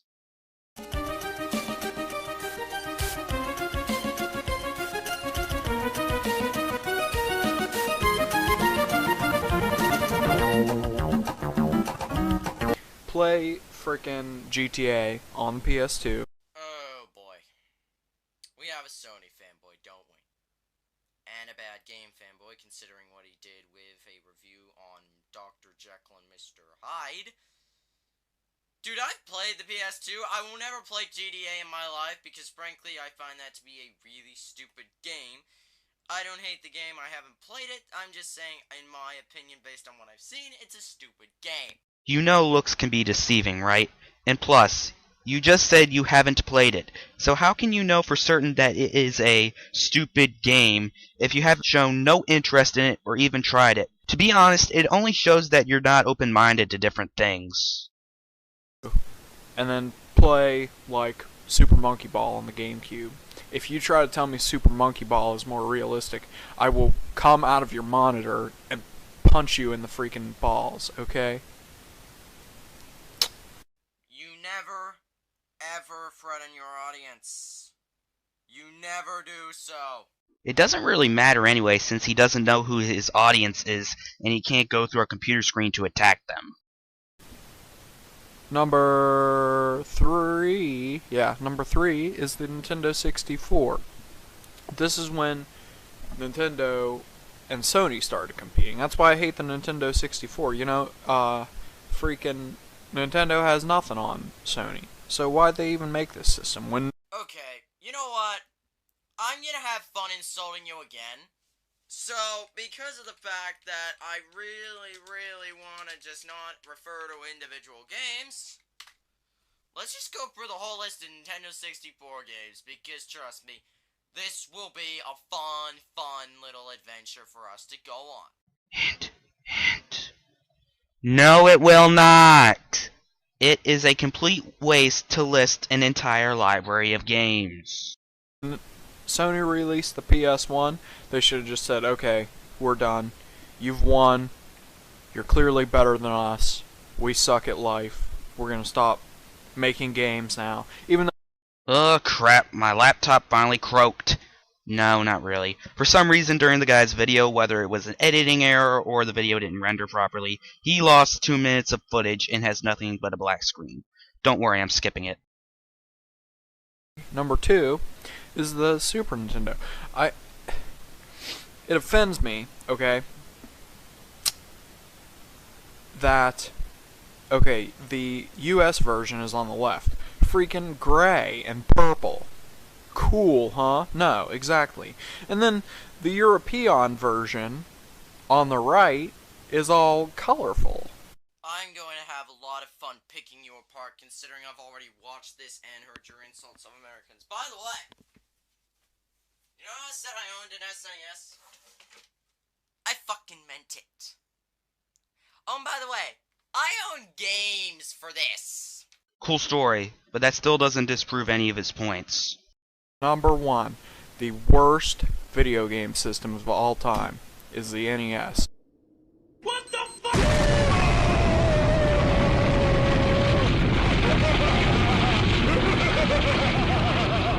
Yeah, that sound clip's totally not overused, right? Dude, you're a Sony fanboy. Nothing's gonna change that. I'm done. Guys, remind me again to not break the troll rule. I'm sorry for breaking it, but you know what? I may break it again. Oh my god, he's turned to the dark side. Run for your lives. But seriously, please don't break it again. It's pointless to commentate on trolls, especially 2-year-old videos like Mysterious Man's. Okay, I'm gonna end right here, because there's not much left to talk about except GRV gets mad because Mysterious Man called his viewers faggots, and then GRV uses a possibly overused media clip. Fuck you in the neck. So let's wrap everything up. First, you acknowledge that Mysterious Man is a troll, but decide to do a commentary on him anyway because you said his points were stupid. Yeah, that's kinda the entire point of trolling. To make dumb or illogical points to tick people off. Even more, not only do you know he's a troll, but you're clearly mad at him for making this video, which is completely unnecessary. Second, and finally, you drag your points onto oblivion, simply by listing games for nearly every system mentioned. Not only was that not needed, but it's completely boring as crap to watch. Hey guys, I'm back. I gotta do a commentary on this guy, Sammy Classic Sonic fan, which is a Sonic the Hedgehog fanboy. Say what? I couldn't tell. I mean, it's not like Sonic is in his username, right? Now, I know I'm a Sonic fan, cause the only Sonic game I played was Sonic Unleashed, a demo of Sonic Adventure, but I don't prefer Sonic and Mario. I prefer Crash and Spyro more. And Gex too. That's nice, but what does that have to do with this video?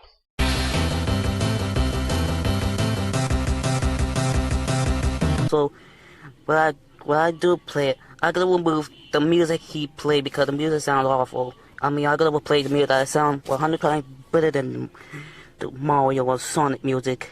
I'm pretty sure that's an opinion that you think your music is better, not a fact. And it's still pretty stupid to remove the original music for such a reason.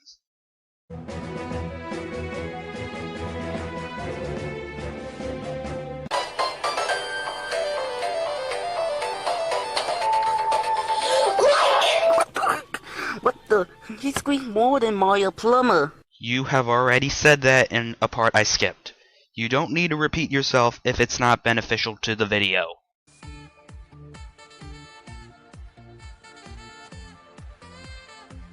I actually hope to work for them when I grow up. Okay. Okay, so, like classic games. What do you guys have against classic games? Okay, I do like classic games. I have to admit, I do like classic games for the, like, NES, Super Nintendo, Sega Genesis, Sega Master System, 64, Saturn, PlayStation, and other systems that are old. Oh wait, I also like the PS2, Xbox GameCube, because they're old. Okay, no offense, but it seems like you're agreeing more with Sammy than trying to prove him wrong. The only quote-unquote point you've made is that he supposedly screams like Mario to Plumber. I will buy them, okay? And they're way older than a PS3, Xbox 360, and Wii. Captain Obvious to the rescue.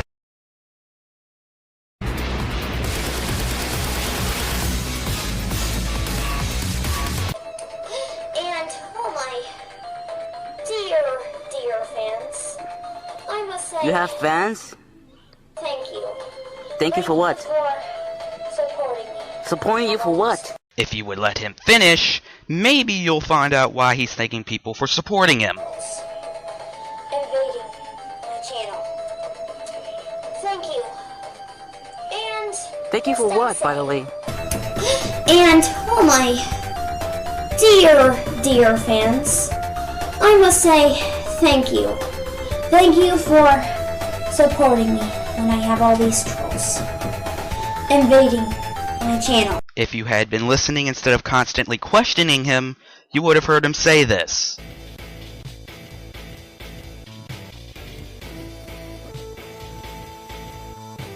What about the early 2000s? I mean, seriously, I was born in the early 2000s, like the middle of 2000. And I played stuff through the early 2000s from like 2003. I even watched movies like Cat in the Hat 2003 or The Grinch 2003. Okay. What do the movies you watched as a kid have to do with yours and Sammy's love for classic games? Nothing at all. Everyone had a taste in gaming. They knew it was great. They knew it was in. Platformers are the best genre in gaming. Of course. Yeah, they're better than RPGs and first-person shooters and overhead views. Like Skylander is an overhead view adventure, while Call of Duty is a first-person shooter, while Pokemon is a RPG. They're not like Spyro the Dragon or Crash Bandicoot or Mario. Wow. Ever hear of an opinion? I understand that you may like only platformers, but that doesn't mean RPGs, FPSs, and overworlds are horrible. You need to remember to be open-minded to others. Also, if every game was a platformer like Mario and Spyro, don't you think gaming would get dull after a while? Well, I do play Super Smash Bros. Melee, even though I don't have a GameCube anymore, I do have the game. Yes, I do have the game. I'm gonna get a GameCube, a new GameCube, so I could play it again. Cause it's a fighting platformer game. Ah, yes. I believe the correct term is a fighting game. About that. Okay, I don't completely hate them. They still have some good games on their systems, like Rayman Origins and Sonic games and Little Big Planet and Fez. What? Okay, Ratchet, there's more games other than Little Big Planet and Fez. Pseudo-Intellectuals, Blinks the Time Sweeper, Crash Bandicoot, Spyro the Dragon, Sly Cooper, Jak and Daxter, Ratchet and Clank, and Resistance, Uncharted. So yeah, there are other good games as well, kid. Maybe he neither likes nor cares about those games, kid. Really? If it doesn't have games, then what the heck does it have? Movies? Music CD? I wanted to show you some trailers for Super Smash Bros. For Real 3DS. Okay. Okay. Skip. Did he just skip something for once? Wait, why didn't you do that when you had absolutely nothing to say to Sammy many times before?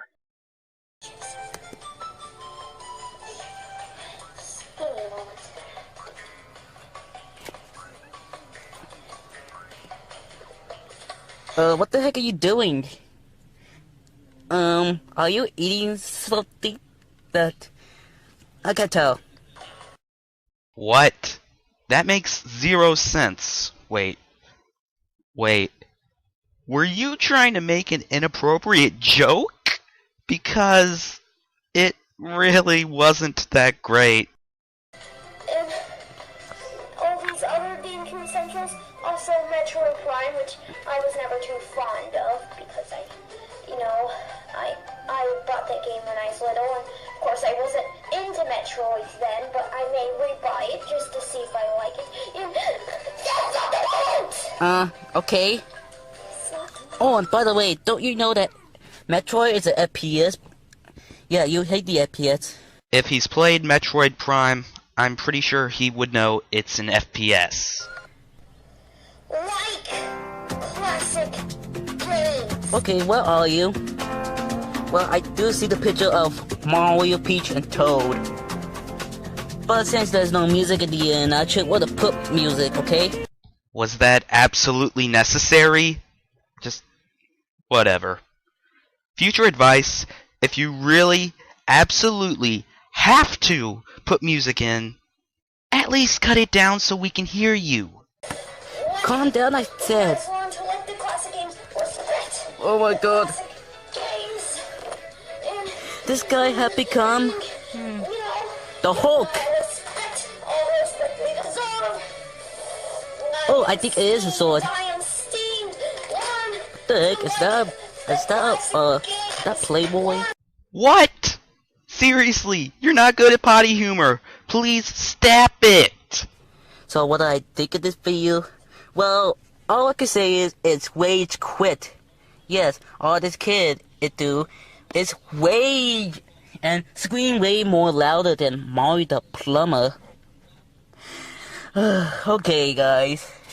This is Crash Bandicoot 64 signing out with the ending. Yes, it's Christmas! Except not really, but I don't care, so I'm still gonna say it's Christmas! I have everything ready. I have my presents, I have my totally real alcohol, and no one's gonna stop me from enjoying it. Of course. Well, I guess since we're now doing a commentary, I might as well check my Twitter poll to see what my Gen 7 avatar will be. Let's see. You've got to be kidding me. At least it fits the theme. That's something, I guess. I really don't know what to say, so I guess I'll give context on what's happening. Kurame Toa, originally known as KurameFan95, did a co-op with SeriousGamer33 on Joshua Colby House's commentary, on Manga Common's commentary, on some brony reviewer named Tootsie Forever, who did a rant on brony analyzers or something, I don't know, because he deleted his video for some godforsaken reason. Now before I start, I do want to say something. Kurame, mate, we've been cool for a while, and I hope you don't take anything I say in this video the wrong way. I will still make jokes here and there, and I will remain as critical as usual, and serious while I barely talk to you. I hope the same for you too. Now, with all that said, let's begin. Hello YouTubers, it's Josh428 speaking. Remember my commentary on Manga Comment? Audio balancing, motherfucker, do you speak it? Oh my god, serious, do you know what this means though? The subtitles make it possible to understand what he's actually saying.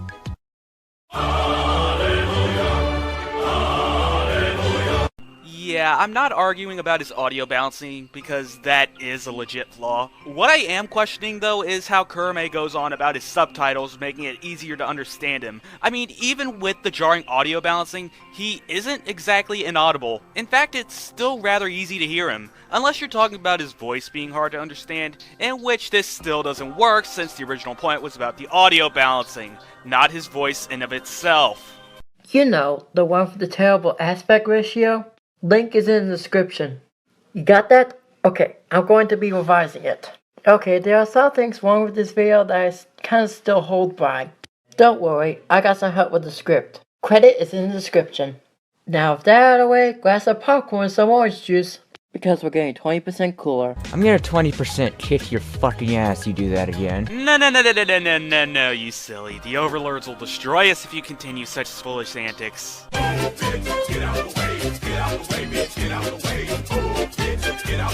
Sometimes an analyst may make an in-depth, complicated analysis on some small-minute detail that was likely caused by an animation error or a writer overlooking something.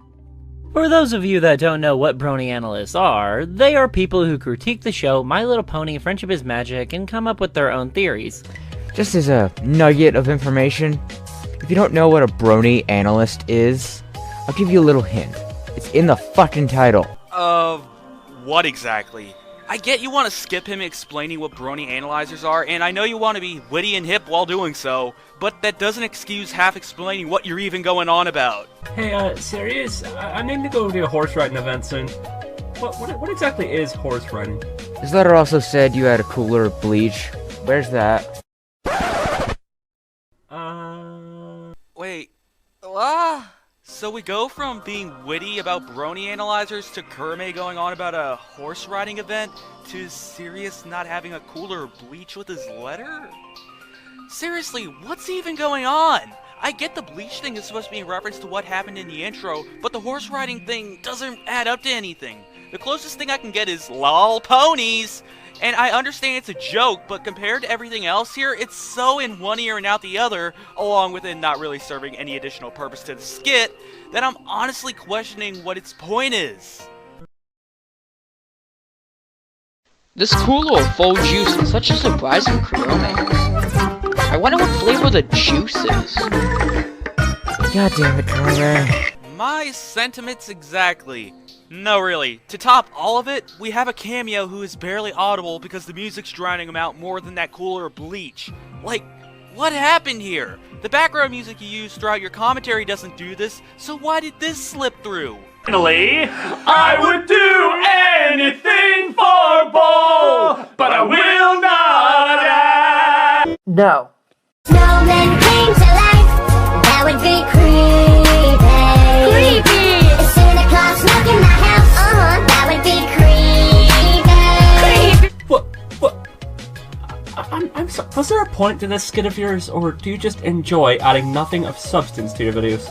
Yeah, it really does look out of place. Almost like something important was cut out.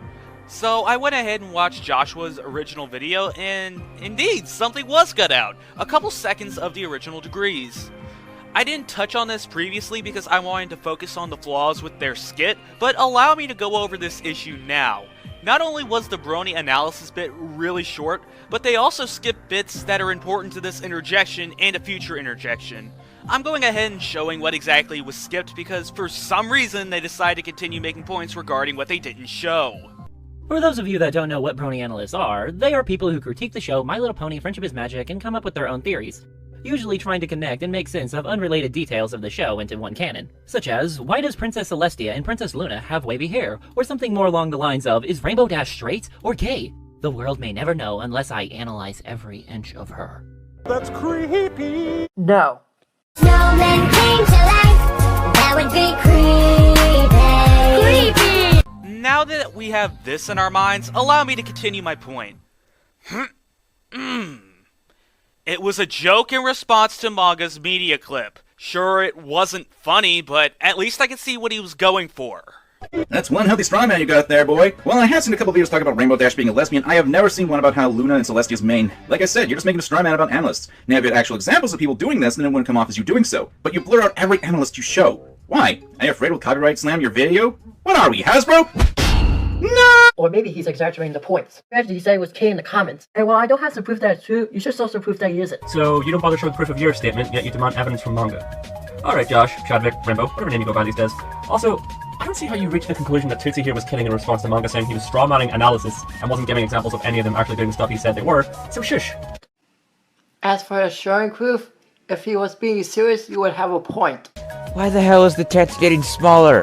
Type in, motherfucker, do you? You already did the meme! Fine, god damn it. Sam Jackson can't be used just once.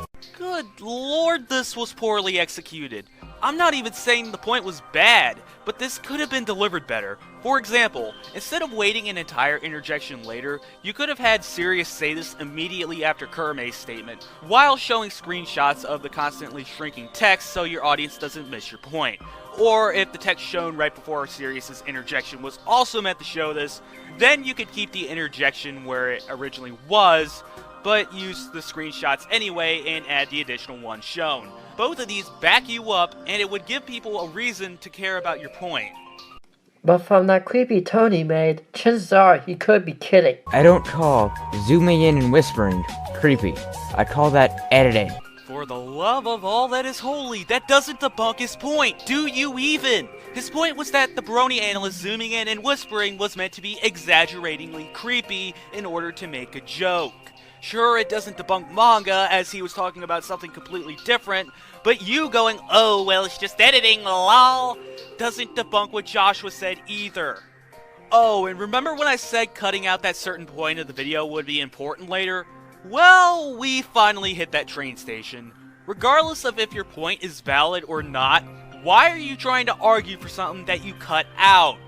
I don't know if that was Sirius's intention or not, but since I'm assuming Kurume edited this video since no one else was credited for doing so, if you were going to have a point like this, you should have kept said part in, because when you're arguing something like this of all things, it would be better that your audience actually sees said bit in advance to 1. Get what you're referring to, and 2. See if said point holds water. You are the presenters. We shouldn't have to do your work for you.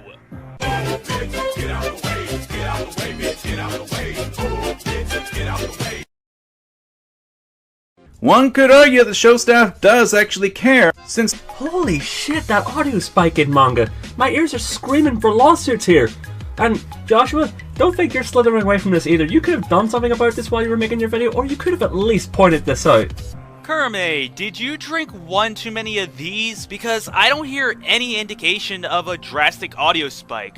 Now, just to make sure I wasn't imagining things, I threw Joshua's video into Sony Vegas and listened to it, and manga's interjections before and after this one were all at a similar volume, even with the audio showing that there's no large spike. The worst I can see is that manga slightly raised his voice, and even then, it's not to the exaggerated extent you're making it out to be.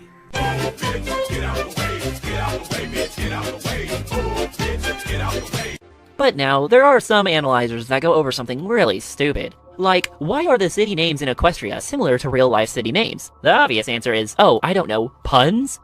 Nope, let's just explain that Equestria is a futuristic Earth where Princess Celestia and Princess Luna came from another planet, stumbled upon some resources left over by the human race, and used it to build a pony empire. That is without a doubt the dumbest thing I have ever heard. I'm in agreement here, actually. However, there's one teensy-weensy little problem. Once again, this doesn't come off as an analyzing. Once again, this doesn't come off as analyzing. Did you just repeat yourself?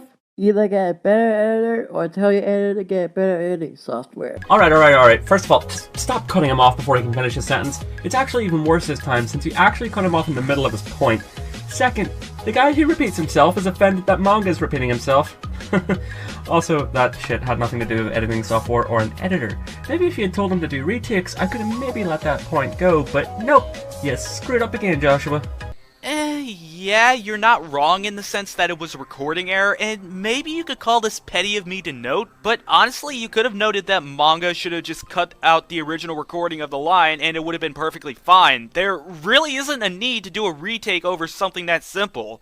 So after this, they give their final thoughts, which basically can be summed up with Joshua doesn't listen to his critics even after making commentaries for 7 years, so basically old news. I could make a joke about Sirius's faux pas anger, but honestly I feel like I made enough jokes and potshots for one day, so instead I'll just move on to my final thoughts. Looking past the jokes and my sarcastic disposition, I honestly felt bad that I had to make this. While there were a few points that were bad, you actually had potential to have some really good arguments overall, but most of them got bogged down by poor timing, poor presentation, and at times failure to elaborate any further than the very top. I really hope you both improve as time goes on, because I feel you can make some really good observations if you learn how to properly time them and actually give your viewers something to work off of instead of bits and pieces that don't work without full context. And I'm fresh out of witty cracks, so until next time, I hope everyone had a good Christmas, or Kwanzaa, or Hanukkah if you celebrate those, and I hope everyone has a happy new year. Until next time, I got presents that need unwrapping and sparkling grape juice that needs drinking. See you later. Oh, and also special thanks to Doodle Tones for checking over the script for me, since she kind of had a big involvement in the whole Joshua bandwagon. Today I'll be commentating on someone by the name of Joe Olson. Now, for those who don't know, Olson is a commentator, and I say that as loosely as I can because his commentaries are, well, not good. He made a commentary last year on Fawful's Minion, which received a poor reaction, followed up with a commentary on Proto Mario, which received a mixed reaction, and he recently did a commentary on this person, who made a top 10 list about psycho women, and the commentary was, spoilers, not really good. So that's why I'm here today. Now before I go on, I will say that a certain raccoon and fur may or may not have made a co-op on this same video. No, I haven't seen it, and no, I did not copy from it, and I will have a link to it in the description. All that said, let's get started. Hey guys, old Joey's here for another commentary. Today we'll be looking at a guy called... Hold up. Let me try to read that name. STDS171993? Or is that, under my assumption, supposed to be 1993? Oh, great! Just perfect! I really needed another neck-bearded 90s kid. I'm just loving these excellent philosophical proverbs that sound like they're straight from God. Man, this is some top-notch stuff right here. Really though, how does him having his birth year and his username make him a stereotypical neckbeard 90s kid? Especially since having your birth year as part of your username isn't exactly an uncommon practice, regardless of decade. And even if it wasn't, you basically pulled out of your ass that he was a supposed 90s elitist over the fact that he has his birth year in his name, because, you know, that totally destroys any points he may make in the video. I mean, Joe could be joking, but seeing how most of his statements are either assumptions or just dumb statements altogether, I would not be shocked if he was serious. You know what I like about Countdown users aside from their edgy mascots and highly intellectual reasoning? They tend to have, like, really high quality 30-hour intros of generic action scenes and generic energetic music. Quick question, what if, hypothetically, I knew nothing about the Countdown community? How am I supposed to know if this statement holds water exactly? How about give some examples for comparison, maybe even some famous ones? I mean, not necessarily show every example in your video, that would drag out quite a bit, but at least give some names that I or anyone curious could look up and see if your statements truly hold. Halloween is upon us. I'm usually not the one to criticize someone's voice. Whoa, what are you doing? Like, we've barely even heard a few words out of the guy and you're already pointing out something that we've barely been able to grasp? Yeah, I know he's complaining about the guy's voice, and trust me, we'll hit that ballpark in a minute, but even if you're going to make an interjection as ridiculous and unneeded as this, at least let the video play a bit to let the audience get a grasp about what you're going to talk about. I'm usually not the one to criticize someone's voice. You really can't change it. Or at least, it's very hard to change it. But, Jesus. That voice makes Filthy Frank sound like Frank Sinatra. Oh, and don't tell me the mic's the problem. Don't tell me if you get ass hurt over this. Because you know what? It's his responsibility to buy a new one over, I don't know, Putt-Putt Summons Cthulhu or something retarded like that. I wasn't thinking that, because his mic sounds perfectly fine. Also, you realize his voice is something he can't control, yet you're still going to point it out. Like, why? So I looked at this guy, STD, whatever his name is, his Twitter account, and found out that he's from Portugal. So yeah, it's possible he'd have, at the very least, an accent. In short, thanks for wasting my time. Shut up, Jackie. So I thought maybe I should tackle a topic that not many people have done before. Alright, so what's this topic you have in mind? Psycho women in gaming. Yeah, because you know what's absolutely terrifying? Not knowing things? Nah. Everything turning out to be completely pointless, including us? Nope. The Uncanny Valley? Pfft. A world so totalitarian and crappy that killing yourself would be an actually wise option? Of course not! Women are absolutely terrifying, obviously. Okay, but just because they're scarier doesn't mean that you can't acknowledge that something less frightening is still scary. Shut up, Jackie. You should know the rules by now. One game per franchise and only from games I played. Though I may make an exception to the weather somewhere on the list, but I'll explain it when we get there. I'm probably just overreacting, but what the fuck is the point of making rules if you're just gonna break them? I know, it's not like mentioning you're outright gonna break them is already spoiling the certain entry. Congrats on spoiling your own countdown. What are you even going on about? How does him saying that he's going to break his rule layer automatically spoil the countdown exactly? He never implied what character would appear, what entry they are, or what game they're from, so I have no idea what you're going on about. Today's word of the day is Yandere. And today's anime of the day is Core in the House. And that's an example of this character archetype, New 13. At first, New just seems to act like a standard killer robot ordered to protect the cauldron, killing anyone she sets her optic sensors on. But then she shows her true colors as soon as Wagner comes near her, and let's just say she has a thing for Wagner. The hell is that? I assume that was supposed to be one of your interjections? Okay, ignoring the fact that it's barely on screen long enough to properly read, but if I remember, this is the only time he does this. Now, if his ending is anything to go by, he left it like that because he didn't want to say yandere because he thought it would be embarrassing, which is a dumb reason, but I digress. Why not try to find some other word to replace it if you're that sensitive about it? Like, you referred to the character as a stalker in your next interjection. We get it! She's a fucking stalker! Do you think your audience is retarded, or are you just Jimmy 2 times? Yet you couldn't do it here. Why? But before I go on, the point itself is flawed too, because last I checked, I'm pretty sure there's a difference between calling someone a yandere and further explaining who said character is obsessed with.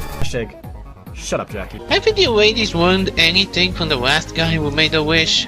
Who in all the heavens is mightier than General Scott? Oh, for the love of... Okay, it's one thing to render a video with a slightly lower quality to, say, make it easier to upload or because you have a bad computer, but it's an entirely different game when your quality is so bad that the text almost blends in with the original video. You claim that people don't watch commentaries for the good quality, because, you know, nothing beats a commentary where you can't even read what's on the screen! Anyway, Valentine may look like a big-breasted sexy nurse. Do I have to repeat the clip of Yoda? But behind those bazongas lies the heart of a mad scientist who drills on dissecting, or even vivisecting, anyone that she finds intriguing. All in the name of science.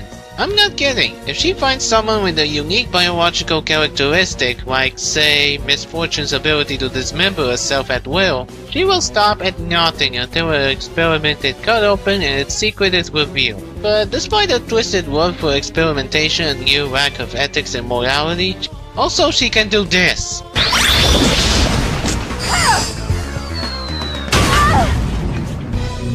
Tell me where it hurts.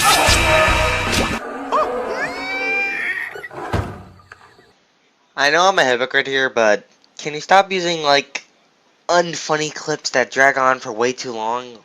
What, you have breathing problems and can't talk longer than a few minutes?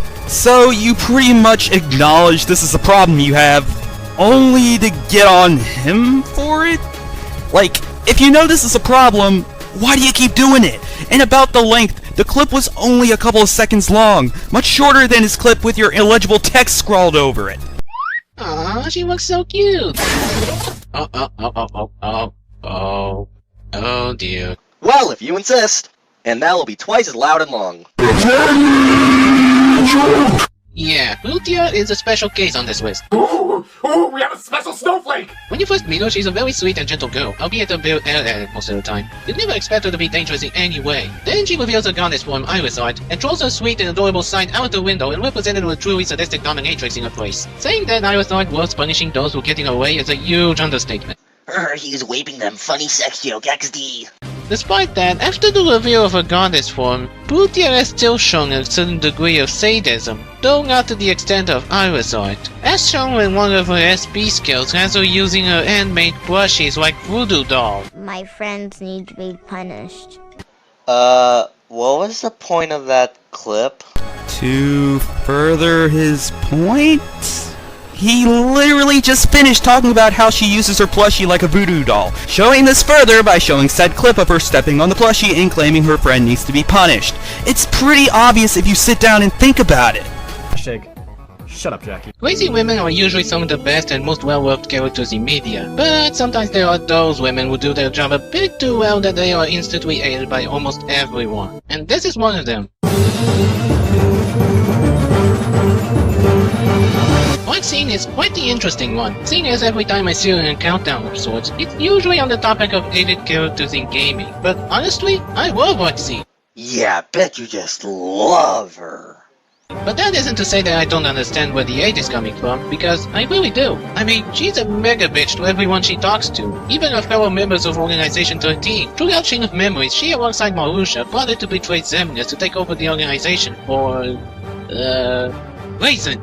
Yeah, the motives for doing so are very unclear. But you know what isn't unclear? The fact that Waxine loves to make Sora's life a living hell. She just takes pleasure in taunting Sora in every way possible. She commits acts of erotic humiliation. Stop hating on her.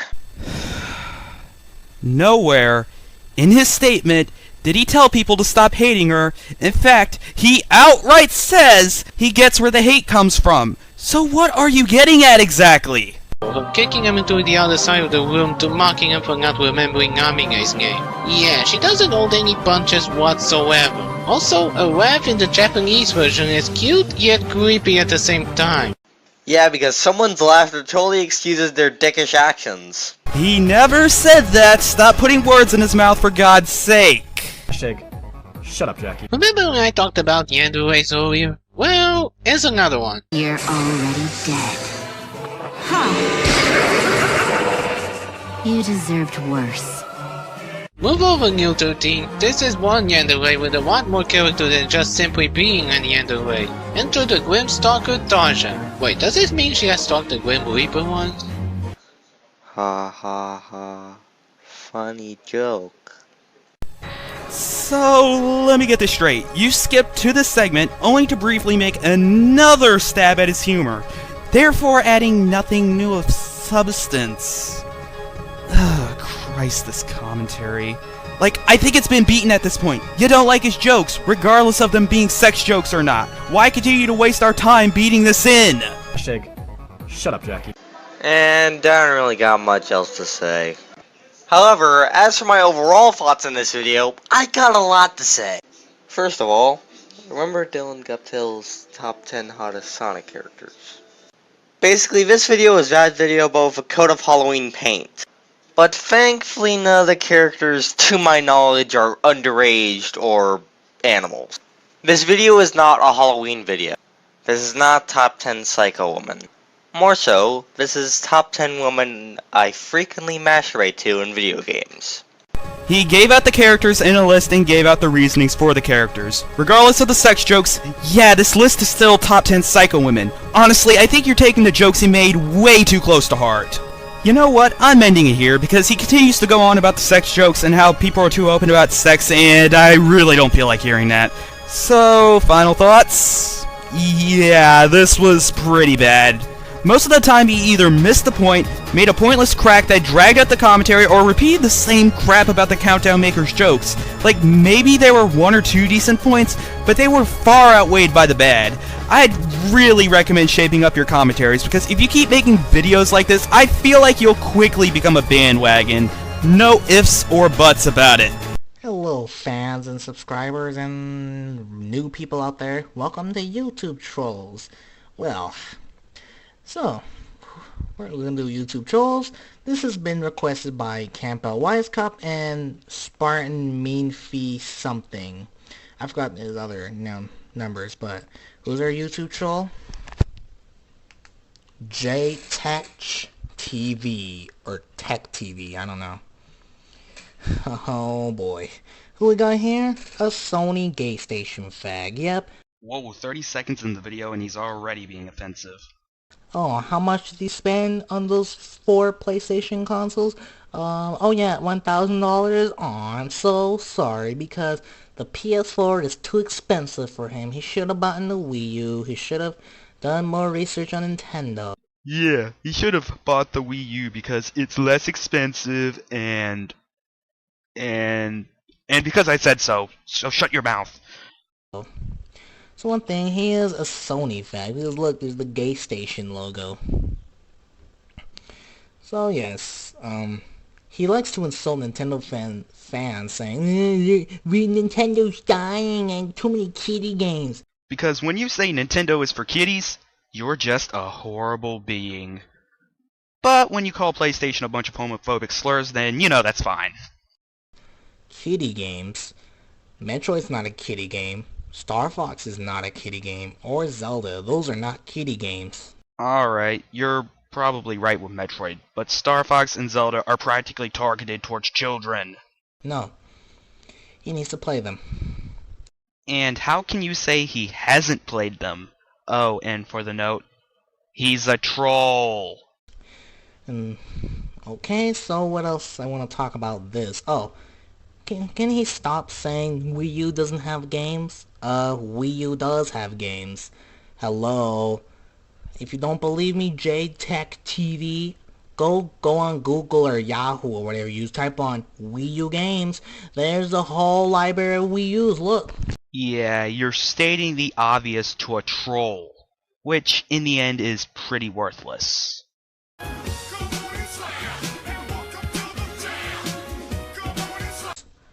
Wow. What a pathetic loser. He doesn't even do research on Wii U games. And by that logic, I could call you a pathetic loser because right up ahead you're going to make a biased argument about the PS4 and its game collection. So, no you. Please don't kill me for that. Wow, really pathetic of him. Because, oh, PS4 doesn't have games. What does it have? Oh, I'm sorry, Call of Duty. That's all PS4 has for now. Call of Duty.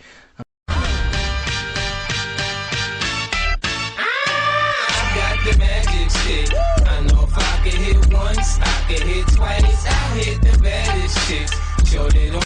I'm so sorry for this guy because he had to spend so much money on a PS4 and all those. So what do I think of J-Tech TV, guys? I hate him more than Glyglar13 vids. I thought Glyglar13 vids was the ultimate troll, but no, it's this guy, Mr. Sony Fanboy Tech TV. Yep, who is he? Well, he's a Sony fanboy who spends so much money on a dumb gay Station 4 that should have been, you know, deleted from all the stores. Sorry, not deleted. Should have been rejected from every country. Oh, the biased fanboyism. It hurts real bad. And that's all he played in his life, just PlayStation. Oh, I'm sorry, Gay Station. Yeah, this is how you spell it. Gaystation. Gay Station, because that's what they should have called it. So guys, that's all for Mr. Gay Station Fag Tech TV. Dude, I'll give you a little hint. Constantly belittling the name of the PlayStation and its fans will not make more people respect you. Oh, and if he ever does a response, go ahead. I don't even care. Call me a fanboy. I don't care. I don't even care. I'm not even a fanboy. You can insult me all you want. I don't even care. I don't even care. I don't give a crap. Yeah, I constantly call the PlayStation gay, but get utterly ticked when people talk crap about Nintendo. But I'm not a fanboy, guys. I totally swear. Oh, and by the way, I guess you didn't care when you deleted your whole channel after you received criticism, right? So yes, guys, that's all. So any YouTube trolls I should know about or anything? Comment below. I'll see you later, my friends, families, and arch nemesis that has turned into friends.